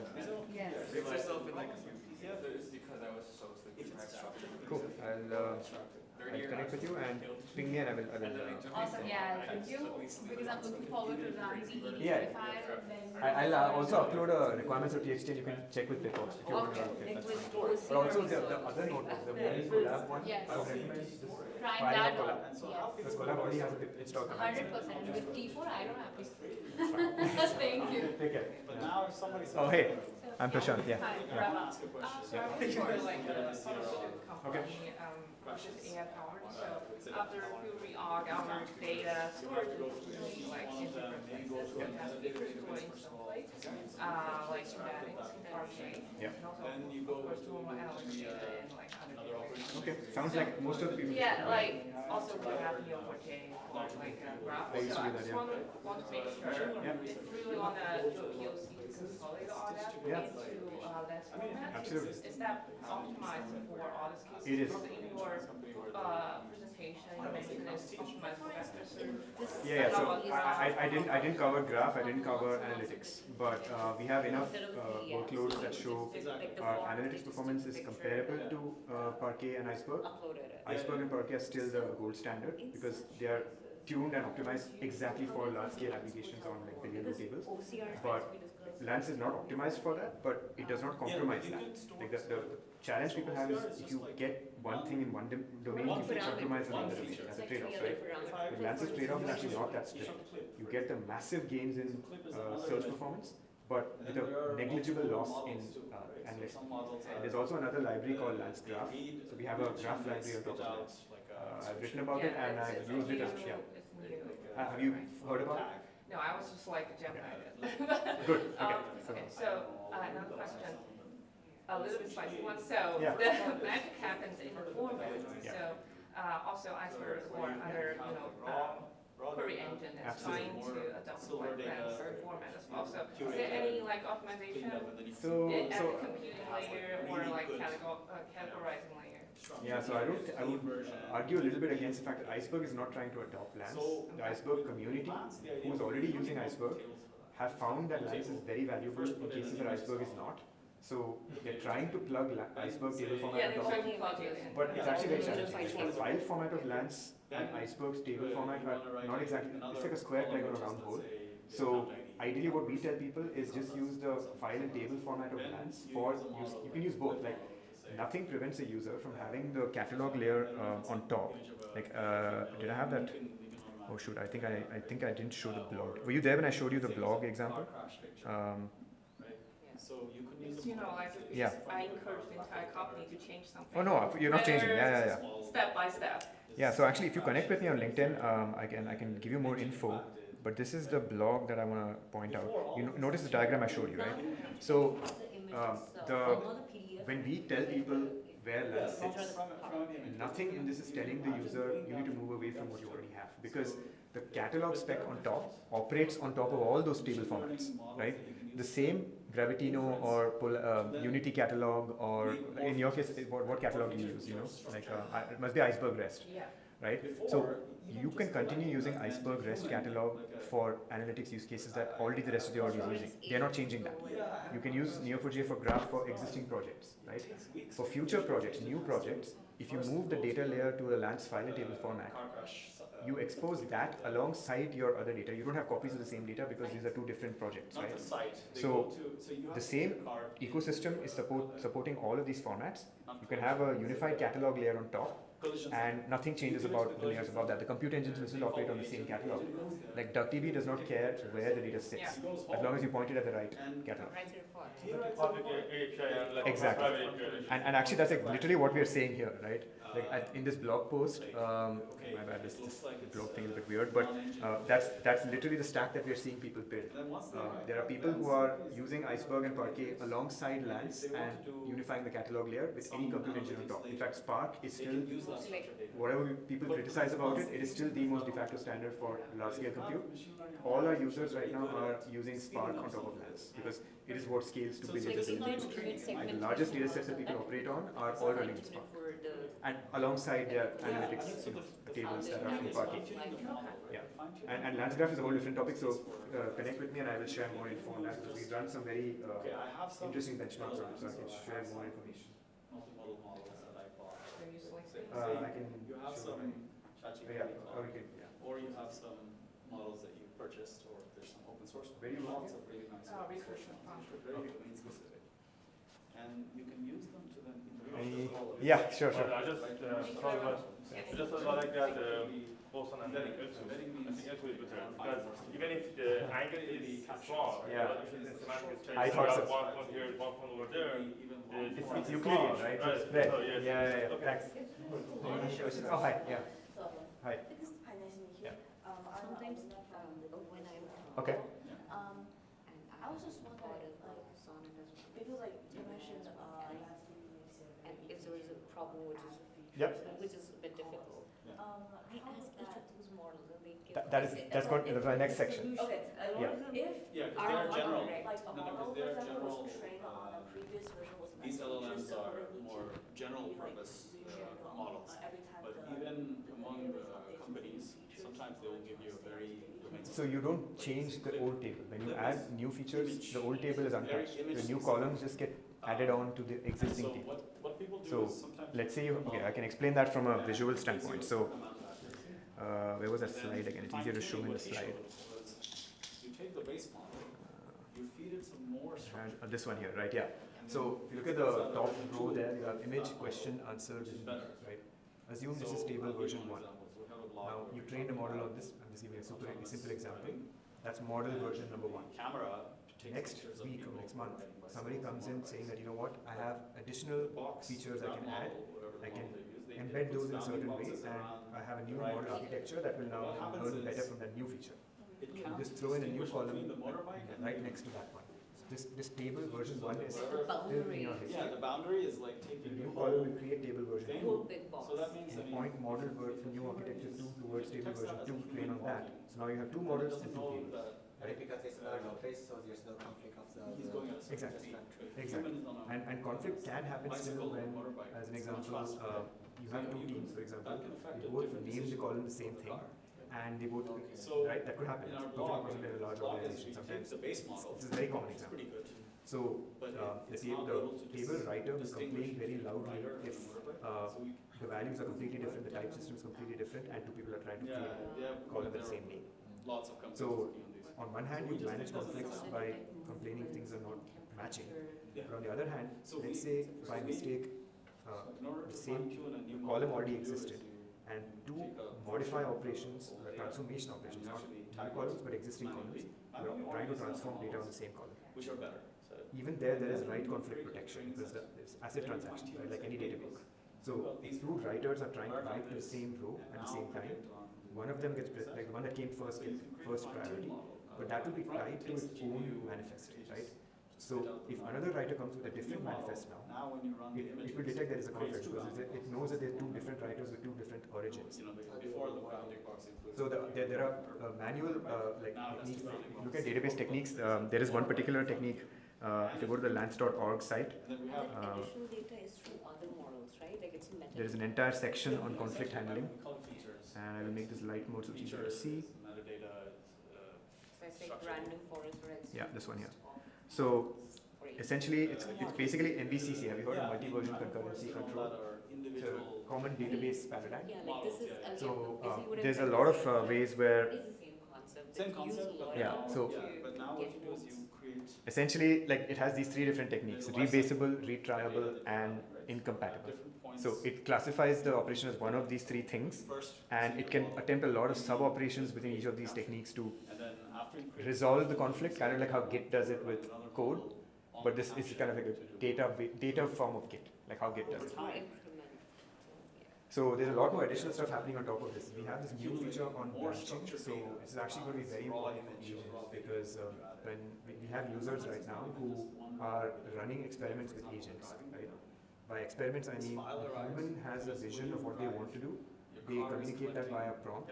Now the agent will decide the plan of what table operations will happen. The human does not actually Your eye. write the code or design the plan. Fatigue to not. So based on the instructions of the human, now the agent can create branches on the same table, operate on those branches like how you operate on Git branches, do a bunch of things, add features, add columns, whatever, modify a row.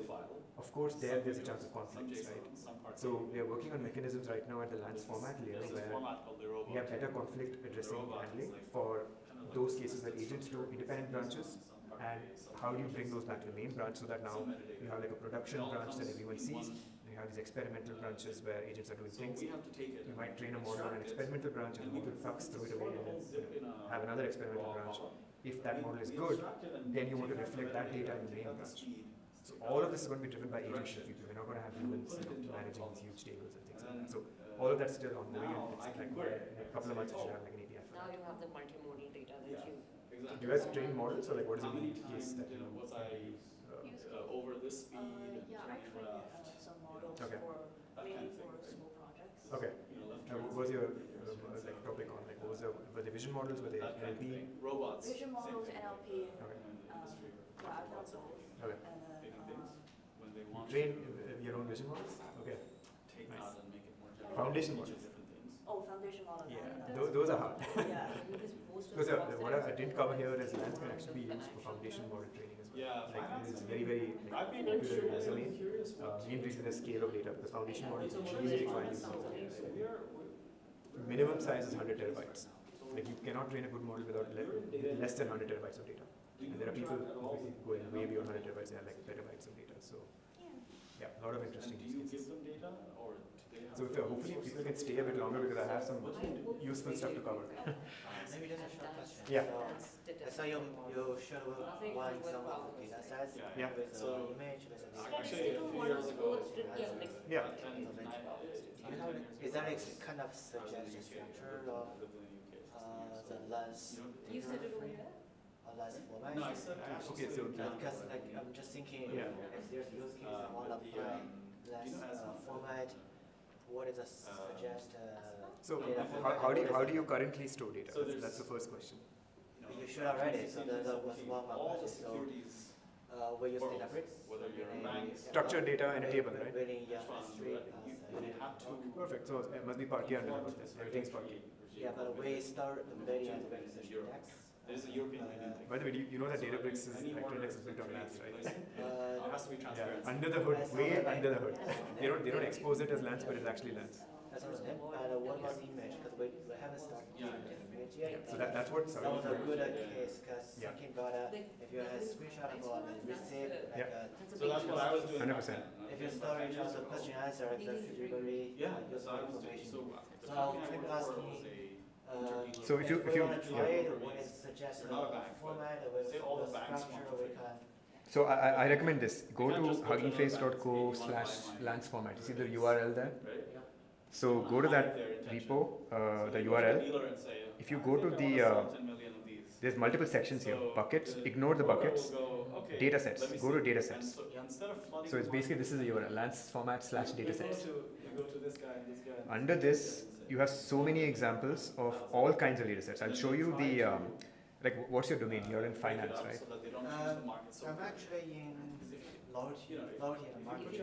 Okay, but what kind of data are we talking? Like, okay, so images, Digital engagement. is there audio? No, it's an app, mobile, Okay. website. Sure, so to be honest with you, like if all your data is just metadata and like mostly structured, then you should be fine with Databricks.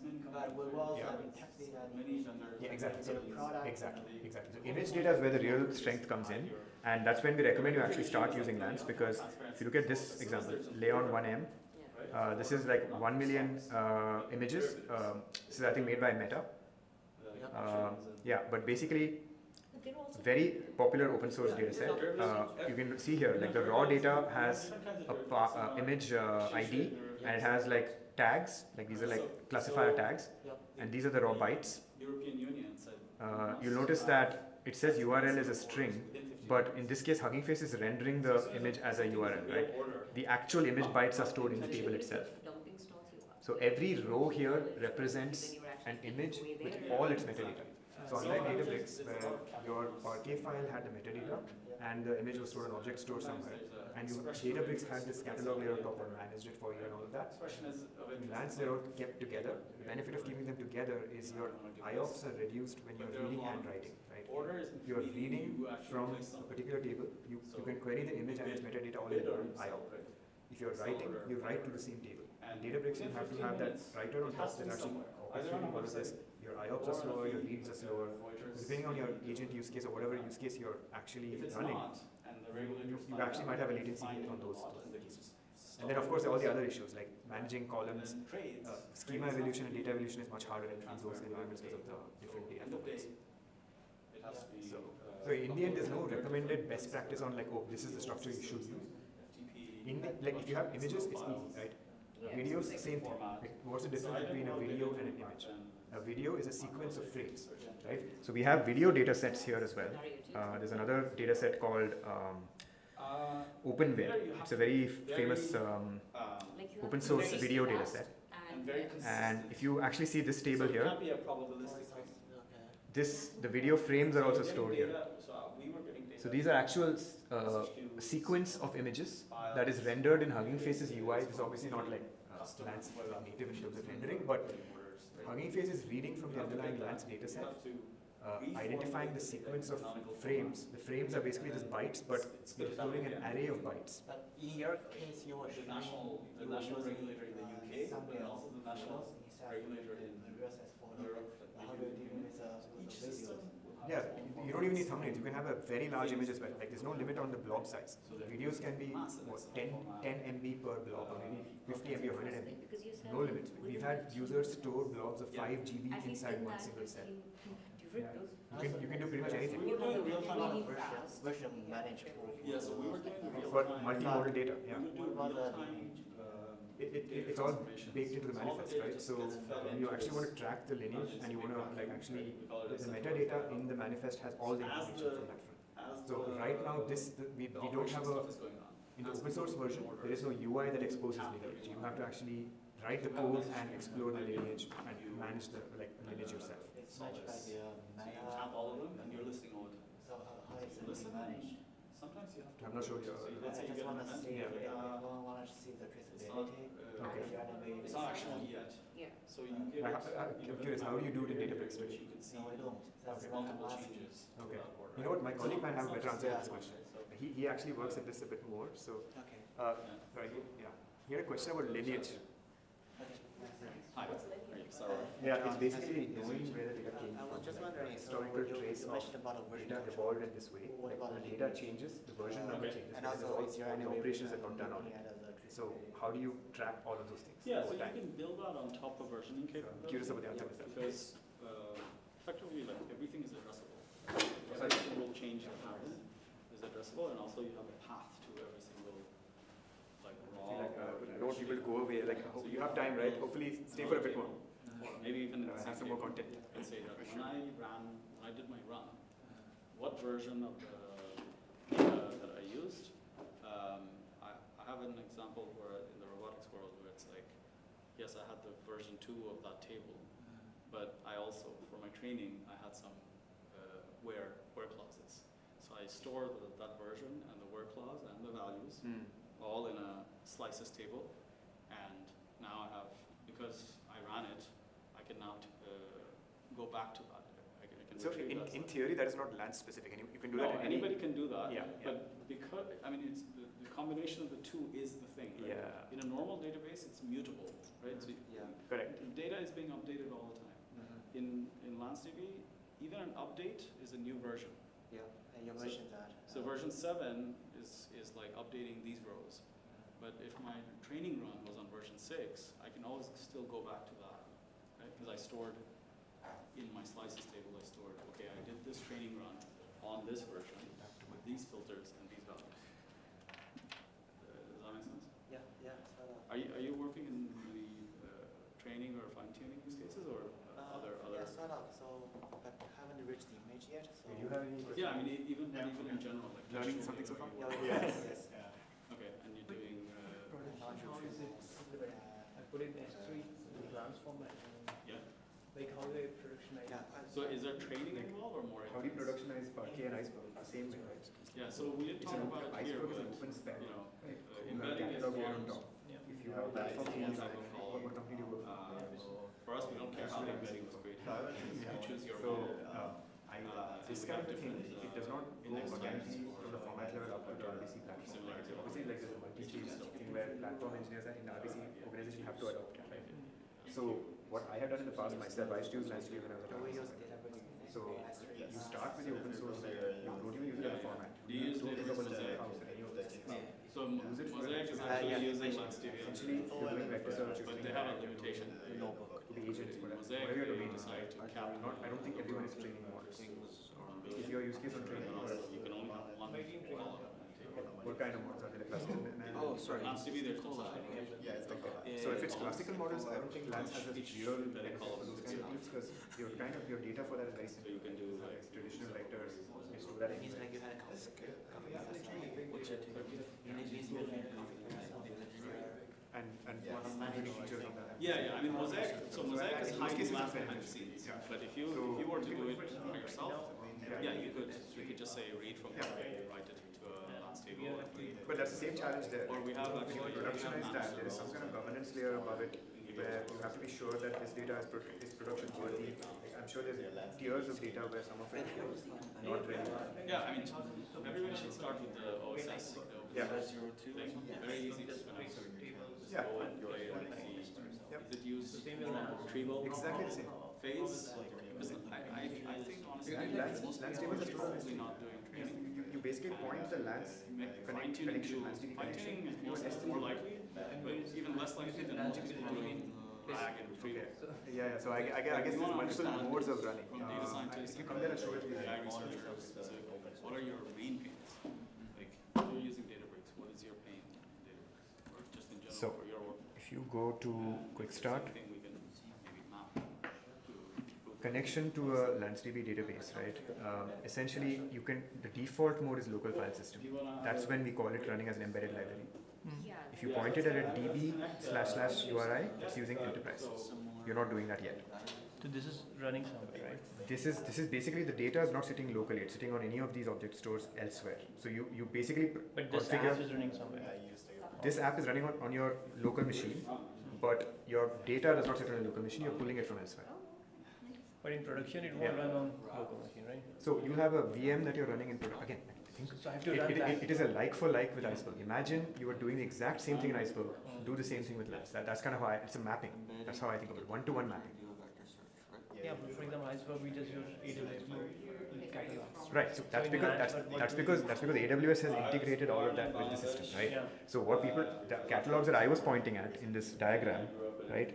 Like if you look at large enterprises, not RBC, but other large So enterprises, suppose I have to implement this in AWS, what do I need to do? you can't implement this in AWS off the bat because AWS does not have a catalog that points to Lance under the hood, right? Like you needed a Unity catalog or one of those existing well-known open source catalogs like Iceberg, REST catalog, or any of those catalogs. That will plug into Lance. The AWS connector is not like Glue is designed only for that very specific thing for your Iceberg tables because Iceberg has been around for like more than 10 years. So it's not like run on-prem, exactly. So RBC, unfortunately, yeah, it's not an easy sell. I would use this more as like a POC kind of thing where when you actually have a use case, you show the value that convinces the platform team to support it. It's not something where you're just going to have like an off-the-shelf thing. Now, when going to AWS, I actually don't think there's a incentive for us to Lance will eventually become adopted wide enough that AWS will want to do it, but we are not going out there actively and saying like, oh AWS, come on, like give us a catalog thing on top and like implement like a Glue for Lance kind of example. Because in many ways, everyone has their own open source catalog ecosystem that they are already working with. Right? So we are focusing on users who already have access to that ecosystem. What about integration to Snowflake? What kind of, like Snowflake is an independent analytics platform, right? So what kind of integration would benefit? Getting the data from there. Oh, like integrator with Snowflake's Yeah. data. Right now, again, like those are highly proprietary. We are more focused on the open source ecosystem. So if the format and platform is proprietary, then yeah, we tend to not have direct connectors. I don't think Snowflake uses Hoodie. Snowflake has its own custom catalog and its own custom layer underneath. Its format is also proprietary. The data in Snowflake is not, you can't scan it directly because it's not native, right? It has its own format. Yeah. Yeah, you can apply. I know. RBC is big on Snowflake. They're completely gone all in on Snowflake, right? So the tabular data will unfortunately sit in Snowflake. You can't, like anything that's structured will benefit from that. But the moment you go into all this other non-standard multimodal kind of scenarios, I think there you have to be very creative about how storage happens, how you actually use the data and all of that. Yeah. Anyway, so sorry, I think we should wrap up. Yeah, I don't want to have everyone leave. So. Okay, thanks for the patience, everyone. Should we ask if anybody is coming back? Oh, okay. Yeah, I mean, just check outside maybe. Yeah. Most people I think should be here, but yeah. Okay, so to recap, we went through the EDA, we went through what kind of searches you can do, and essentially the pre-processing stages. I actually haven't covered the most important part of pre-processing. The folks who are sitting there ideally would have benefited because they had that question.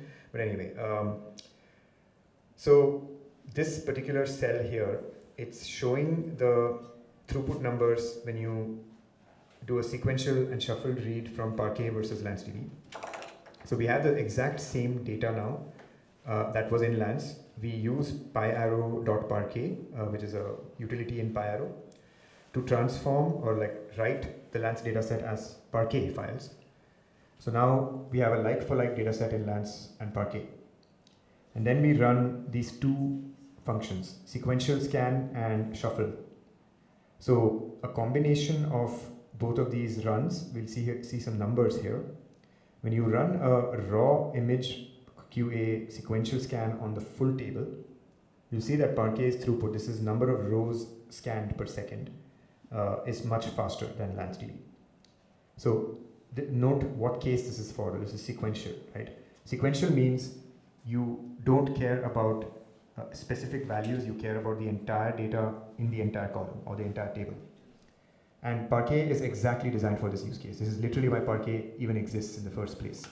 The reason is the row group layout in Parquet's storage layer, it's grouping rows and you rapidly fetch the entire row group. But if you're doing a full table scan, you're basically just going through all the row groups and it's like super fast at that. But Lance has fragments and fragments are slightly organized differently. So it has to do an additional scan, so it kind of does have a little bit overhead there. But note the inversion when you look at the shuffled scenario. Shuffling now is a different operation where you take the original data, you have the IDs of the rows, the row IDs of every single record, and you're randomizing those. But once it's randomized, you need to fetch from the exact storage location on disk.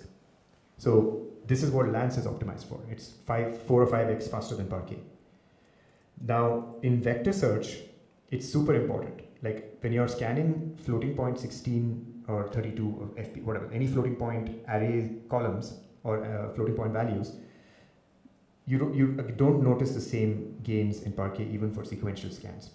That's because of certain underlying storage layout operations. You're scanning more rows than you should. The row group is basically making you fetch. It's like an overfetching problem. So long story short, you can run ad nauseum any of these kinds of experiments to run numbers on which is faster and slower. Like the interesting part is not that Lance is faster or Parquet is slower or any of that. The interesting part is across the range of scenarios that training involves. You're doing shuffles, you're doing sequential scans, you're doing analytics, you're doing feature engineering, you're doing all these different operations on a particular table. You want it to be fast on average across all of these. So that's what this is kind of telling us. So now the final stage here is fine-tuning. We won't run the fine-tuning step because it's super slow on this collab. But if you notice here, all we're doing is we're importing the Hugging Face utilities. You can easily vibe code this or find Hugging Face examples online.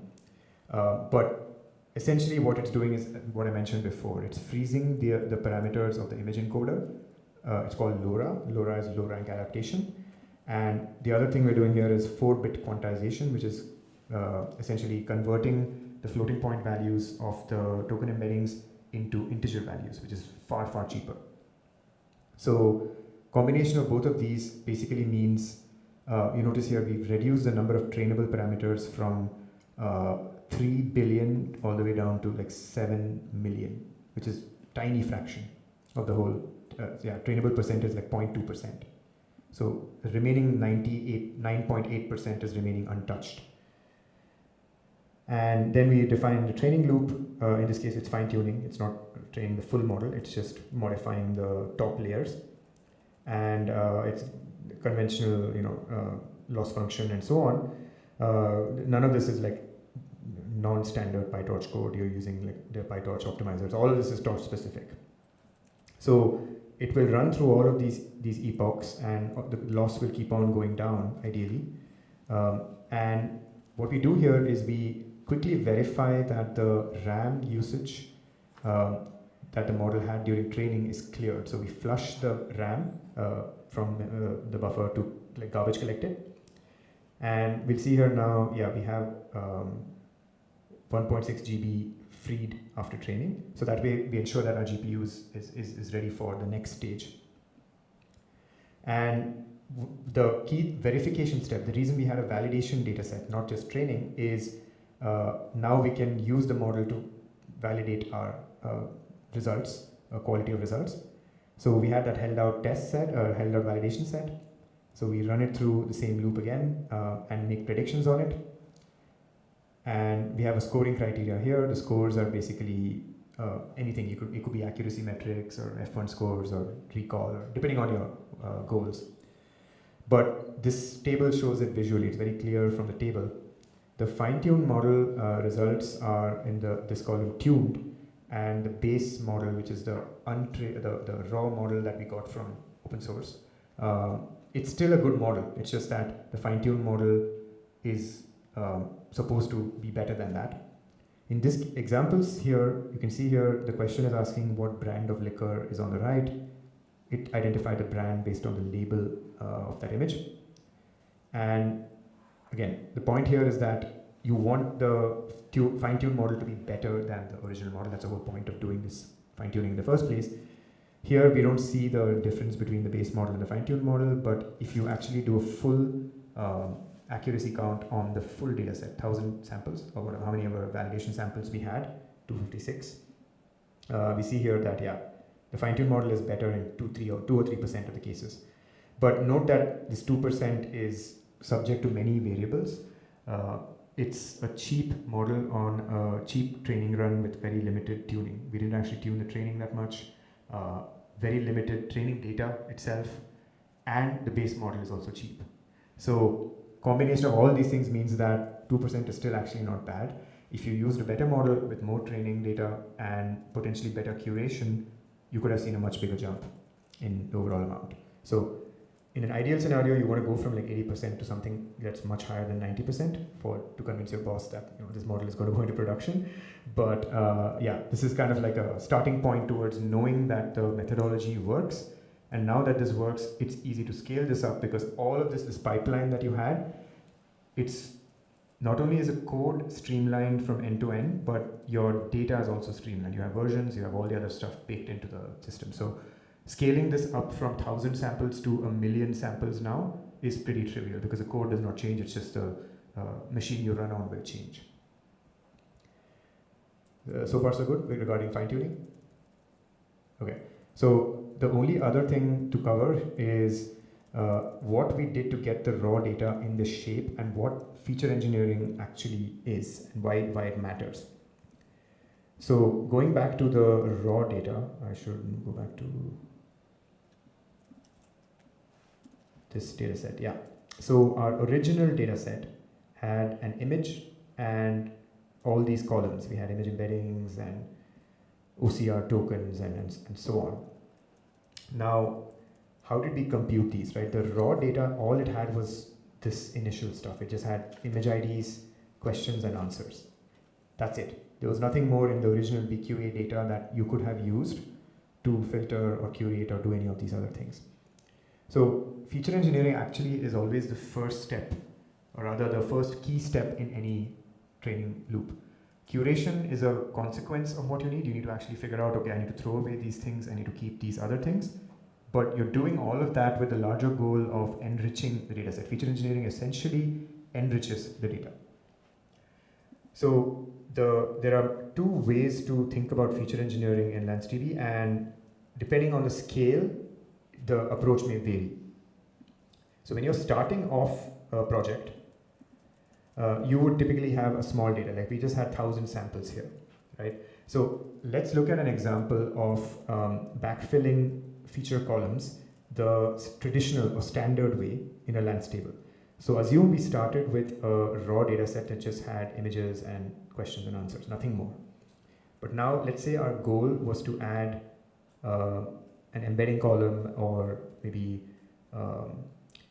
let's look at another example here. Like for example, yeah, this vision, the hidden layers, right? This hidden encoders, the parts that inside the model architecture, the hidden values. So what we do is we think of the feature engineering in tiers. So what we'll do is we'll talk about it in this way. Yeah, okay. So every single transformation that you do on your data, think of it as a UDF, or a user-defined function. User-defined function, as the name suggests, is you put your own custom logic for that transformation inside that function, and your goal is to apply that function at scale to the entire column. So if your column has 1 billion rows, you ideally want to map that transformation to each of those 1 billion rows and compute all of them and fill that column. That's what backfilling is. So we'll break it down into 3 tiers. The 3 tiers are as follows. The first tier is, let's go to this UDF logic here. Yeah, this one. So the cheapest transformations that you can do, right? They are run on CPUs and they only operate on text. Now, what might this be? Something as simple as a classification model. Like this is the most naive classification model you might have, which is you're using a regex pattern to find question type patterns. Remember we had the counts on how many questions, what color, what time, and all these things, right? So assume these are the categories that we want, and we're just using regex in the text fields or the answer fields to identify as what category it should belong to. So this is a simple text transformation, nothing fancy. It will run on a CPU, does not need a fancy GPU. So for something like this, it's as simple as like this. You define a UDF decorator, but the key point here is the function. The function name, you're computing the question length, the answer length. These are literal just like string counts. And then this one is the question type, like you applying the regex patterns that we just had up top. So you can define an arbitrary number of cheap tier 1 transformations like this. Collect them into a dictionary, and it's just a mapping. You just have like the name of the function and the actual function callable. This is like the Python type callable. So now this can be used downstream during feature engineering. Now tier 2 is the slightly more interesting tier, which is it's not that cheap anymore. In this case, you might want to do image deduplication. This is a very, very common problem. If you ever worked with image data sets, you will have to dedupe images. You'll have a ton of duplicates. In fact, the Leon data set on Hugging Face that we uploaded in LanceDB, it has 1 million images, but out of that million, almost 20% of those are in some form duplicated. So every large data set has tons of duplicates. So the deduplication methodology can vary depending on what you're doing. Every company has their own approach. In this case, we are computing what's called a dehash. It's a perceptual hashing algorithm. So all it does is it transforms the image into bytes in some form. There's a particular solver that it uses to compute whether those images are similar within a threshold. And that's a pretty obviously involved CPU involved computation. It's not necessarily GPU based, but it is not as trivial as text string extraction from a text blob. So in this case, same approach. You apply the function using conventional Python logic, wrap it in a UDF decorator. We'll organize this into the tier 2 bucket. Now tier 3 is where the GPU gets involved. There are certain transformations where you cannot do it on a CPU, or you should not do it on a CPU, which is things like OCR. OCR, for example, has to run on a GPU because it's running using a model. The model identifies tokens based on the image. So that model is not going to be cheap if you run it on a CPU. It's going to take forever. This particular case is showing the vision tower embedding. So what this is doing is it's generating the hidden layer tokens, the input IDs, the attention mask tokens, labels, all of these things. These are all stored inside the model architecture itself. But what we're doing is we're extracting all of those and essentially caching or dumping those as new columns in the table. Yeah, here it is. So this class does that. There are other things we can do, like this is pre-tokenizing into all of the things, like again, PyTorch specific operations. Depending on your use case, you may have other GPU based operations to run, which are very expensive. So similar to before, we will organize this into a function. We'll wrap it in a UDF, pass in that class. So to register all of these UDFs now, we have tier 1, tier 2, tier 3, all of these UDFs available as this all UDFs variable of constant. So to backfill these, there are 2 approaches. The first approach is if you're using open source, running on a single machine, no GPUs yet, you could just run conventional transformations in Python where you gather a batch of rows at a time. So in this case, we define this class method underneath this function, and essentially you're gathering a batch of PyArrow records, which is like the underlying unit of representation in the column, and you have like image batches, question batches, answer batches. So all you're doing is you're gathering these into a list of records, and then we are actually mapping those functions that we just wrote for tier 1, tier 2, tier 3. Actually not tier 3, just tier 1 and 2, because tier 3 is too expensive to run on CPU. And we can just manually construct this arrays as a stack of NumPy arrays, and your output object is basically the transform. So this is a very manual boilerplate approach of defining this is what goes into the transformation, this is what comes out, and the transformation output is now mapped to that entire column in batches. So you will sequentially operate on a batch, write that batch, then go to the next batch. So you'll create a new column and then go sequentially in batches. And all of this is run using the add column. There's an add column call somewhere here, but that's basically how you create a new column in Lance and you add it. Now, as you can imagine, this is not efficient for expensive functions and a very, very large table. If you have 1 billion rows, that will take forever to run. So that's where the enterprise or the managed tool comes in. It's called Geneva. Essentially, the UDFs that we defined, they are mapped to a multi-core cluster under the hood, and it runs remotely. So the benefit there is with just those few lines of code, by wrapping your logic in this UDF decorator, like the decorator that we showed here, you can easily parallelize your computation across 1 billion rows without having to write all this boilerplate yourself. Like imagine managing an entire sequence of operations like we showed in the direct approach. Like here it was relatively simple cases, images to questions to answers and creating NumPy arrays, but the more complex those tasks get, as you can imagine, it gets way more tedious. So this is basically the high tier, high scale version of what you might do the traditional way. And yeah, this is kind of what our users are doing now when they operate on billion row scale tables. So the point here is feature engineering is part and parcel and in fact necessary for every single machine learning training exercise. And you can do it by writing your own boilerplate and scale it up yourself. But there are easier ways and faster ways to do it, which is why these additional utilities exist. So I think this covers the high-level demo. The takeaway from all of this is that you were able to understand end-to-end what a fine-tuning loop looks like, what data it operates on, the fact that it runs on on a single machine, on a single table, and the underlying storage units that were feeding the data as well as the GPU. So essentially, your LanceDB table can sit anywhere. It can sit on S3, it can sit on a local machine, but the GPU or your downstream application, for example, agents or RAG or anything else that's using it, can access that underlying data, and you can expose tools and search and stuff on top of it. So, okay, I don't think I want to drag this on much longer in terms of technical stuff, but I think conceptually, if there's any questions, I'd love to maybe clarify those.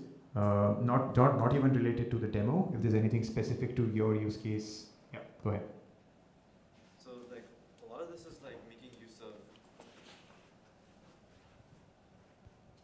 is making use of Lance, the file format plus the code that you're running locally, with the Lance library, right? Or if you have the enterprise solution. Yep. But what if it's a really low level, what's the benefit of using Lance over Parquet as a file format at that level? Yeah, very good question. Okay, can you elaborate a bit more on why have you come across a use case for a file format at Parquet? What do you use Parquet as a file format for? Let's say I have a data frame. I always just write it out as a Parquet. Yep. Right? Now, I'm only my data set isn't that big. I'm not changing it that much. I just use it to train a small model. Is there a reason for me to switch from Parquet to Lance? Okay, there's multiple layers.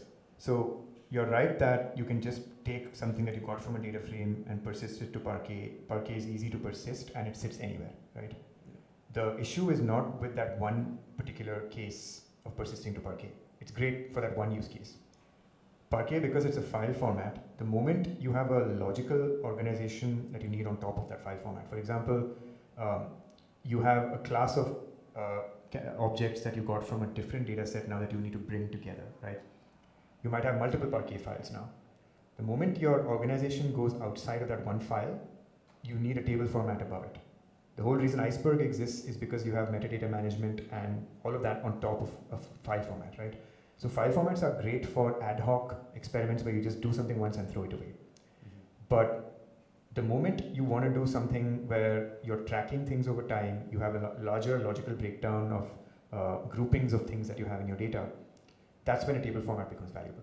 So I would argue that even Parquet users hit a wall with Parquet after a point. You can persist a flat directory of like 100 Parquet files, but tracking that, doing provenance, finding out where the data comes from, all of that's going to be a nightmare over time. Yeah, so maybe Sarwar, you have any comments?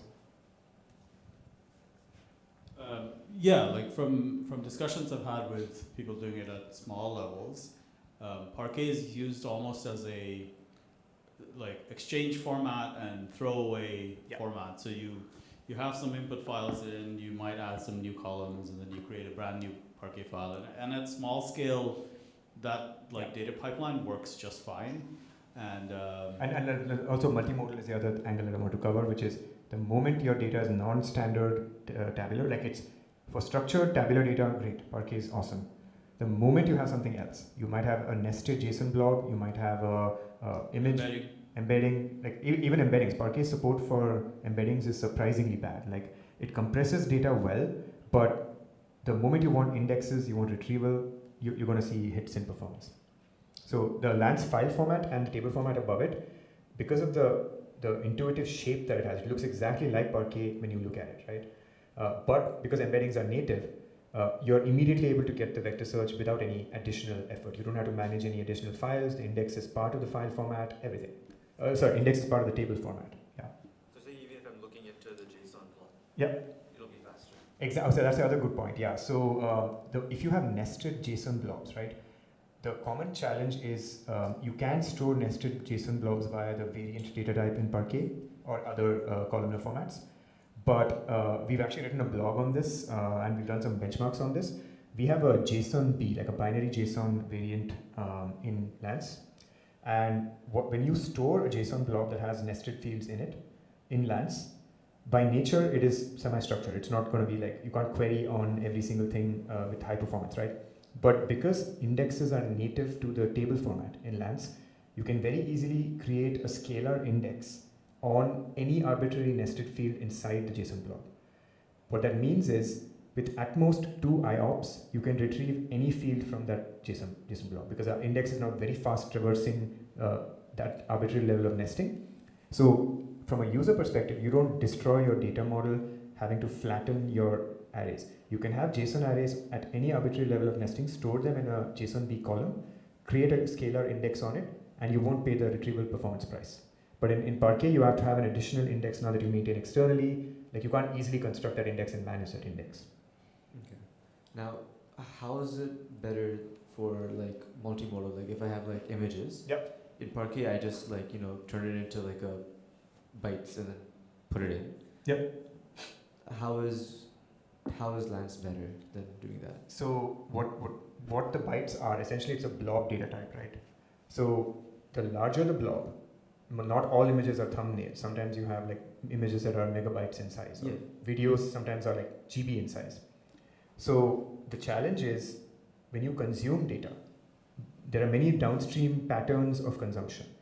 When you're reading, like let's say you have an agent, right? Agent use case. The agent needs an image from a particular record, but not for every single workload. So the point is, depending on where the image is sitting, the agent has to point at these various storage layers, and there are multiple IOPS needed to fetch and then gather and then assimilate. In Lance, because the blob is native to the format, regardless of the size of the blob, you store it in the table itself.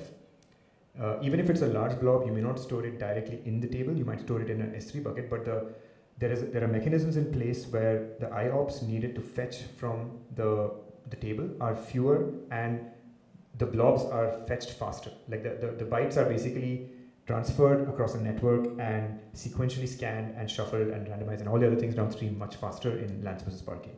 And we actually have benchmarks that we've run to convince ourselves that shuffle and scan, sequential scan performance is actually much faster at scale. Okay. Now, let's say I don't have your enterprise Yep. version, and I just have all my data, in S3. Yep. Then how would I run this system? Data in Parquet in S3. Or just I have it in Lance files in S3. Okay. Sorry, what was the question there? Like how would all this stuff would still work? Absolutely. So I was just showing another person here. So basically, you have three modes of connecting to a LanceDB database. The first is a local file system path. The second is a DB identifier, which is for enterprise.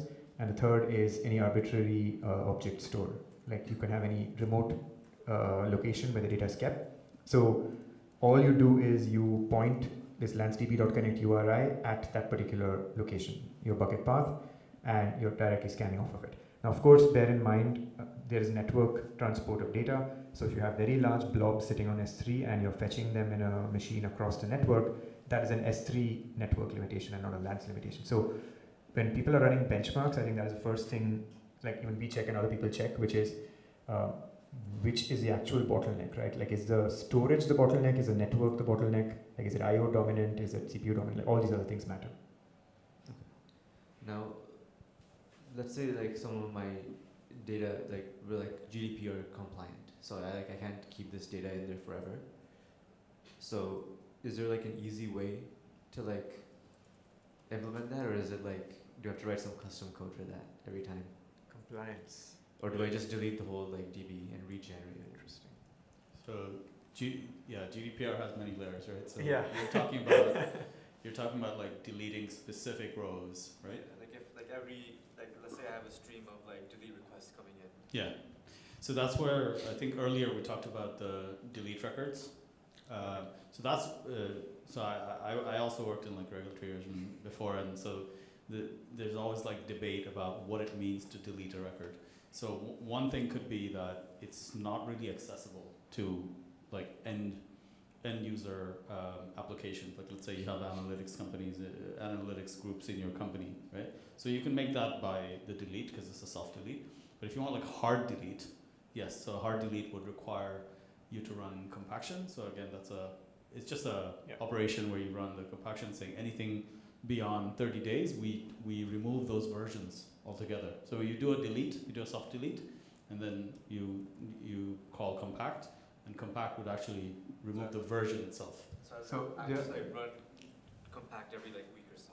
Yes, yeah. So in enterprise, that's already automatically done behind the scenes. As new data comes in, you just set a compaction threshold. But if you were doing this in open source, then you can call it anywhere based on a schedule or event, if you're doing Lambda, Amazon Lambda or something like that. But then, GDPR as a whole might have other things there, right? You want to mask some things but not others, and then having consent to use some portions of your data but not others. There's a lot of layers. And to wrap up the earlier point, I think the pathway that people like you can have and many people we've seen take is, yes, data is sitting in mostly Parquet and existing formats in object store. That's kind of the standard everywhere. The expectation is not that you rewrite all the data in Lance. I think I was telling this to the other person as well. Over time, certain projects benefit from Lance. So because of the interoperability of the format with the rest of the open source ecosystem and the compute layers that are universally plugged in on top, all the same compute engines that you've used elsewhere, Spark, DuckDB and Polars and whatnot, they all pretty much operate on Lance just as easily as they do on Parquet. So it's very much an open governance, open ecosystem that we embrace. The proprietary ecosystem, not yet. I think one of the questions I got was AWS Glue has this direct connector to Parquet, right? But there's nothing to Lance. Can we do?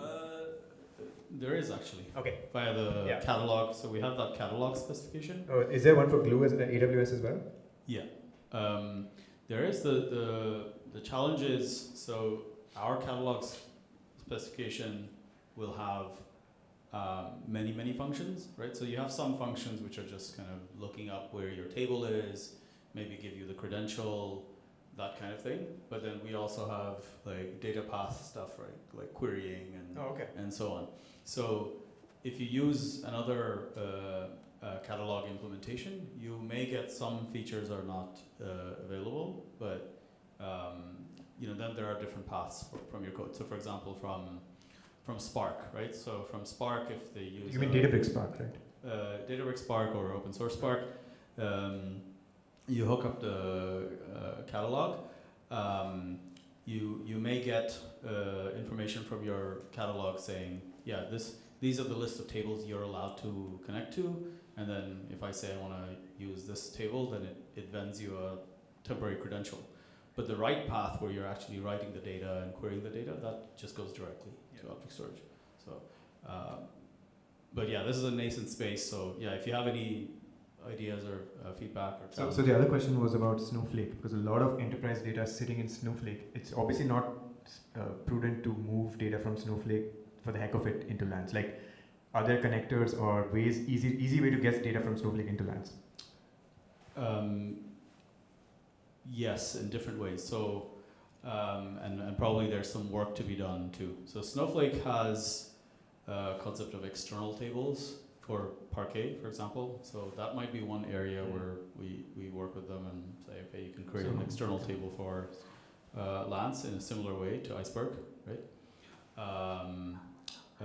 There's also the Polaris integration. Yep. Although there's... So yeah, we do have a Polaris catalog on top of Snowflake. That could actually work. I mean, from what you were saying, like he's an RDC, so essentially, yeah, there's a platform team that already implements Polaris catalog for certain cases. There is a connector from Polaris to Lance. So yeah, actually, there's, because of the openness of the ecosystem, I think there's a lot of ways to write connectors. Even Snowflake, though they're proprietary, they do have open connectors to the rest of the ecosystem.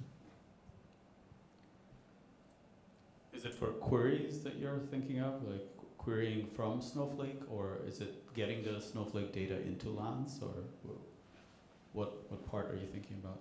To use Lance is maybe for model training as well.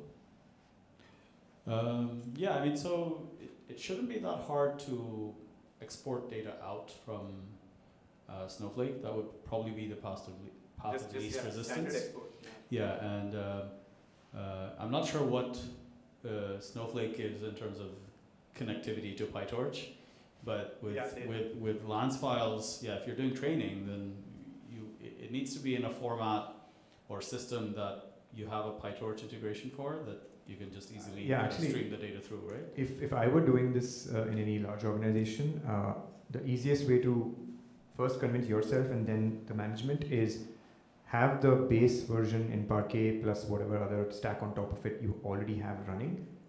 Plug that into your pipeline. Use the default. Use what already exists in a use case that you think you're going to showcase, and identify the bottlenecks in that use case. From what we are seeing, Lance actually plugs in some of those bottlenecks, and you will see the numbers, like some of the throughput numbers that I showed. That's all in open source. You don't need the enterprise license for that, right? So run that in open source, compare that with Parquet. You will see that there's a additional throughput gain, and all that translates into revenue saved and GPU hours and stuff like that. So I think numbers is what really convinces the team. Yeah, I mean, other than just resource consumption, right? Like just being able to iterate faster, right? Exactly, like if something takes, even in our case, like simple indexing of like billions of records takes 8 hours, and now you can cut that down to 1 hour. That's still a huge time save from personnel point of view, but being able to do that on a faster basis, right? Because you're not done with you run one operation, and then after that, from the results of that, you're going to do something else. If you can do that iteratively much faster, then it's people time, resource cost savings altogether. So it really does come into its own, when you're doing this at scale day to day, right? If you're just doing it as a simple hobby experiment, maybe not. But there are people even using open source along with these distributed engines like Yeah, actually, Spark so and Trino. we can touch on this a little bit. So if you look at the blog, a lot of the stuff we cover here, like this was a most recent one from a couple of days ago. The way large binary data or blobs are handled in Lance versus what you are doing today with Databricks and Spark on top of Parquet. I think there's a lot of nuance there in understanding why Lance benefits even Spark users who may not even have thought about this before, which is the way materialization happens, right? The blog basically covers in detail the way the blob layout works on Lance storage. So any table that has these rows can store the blob inline or in these various other data structures, packed structures or external URIs. And the point here is that when you're running a Spark query, right, this query in Spark is operating on a particular plan that Spark wrote. But we show here, the SQL that you write will not change. You write the exact same SQL that you were already writing on top of Parquet, the exact same thing.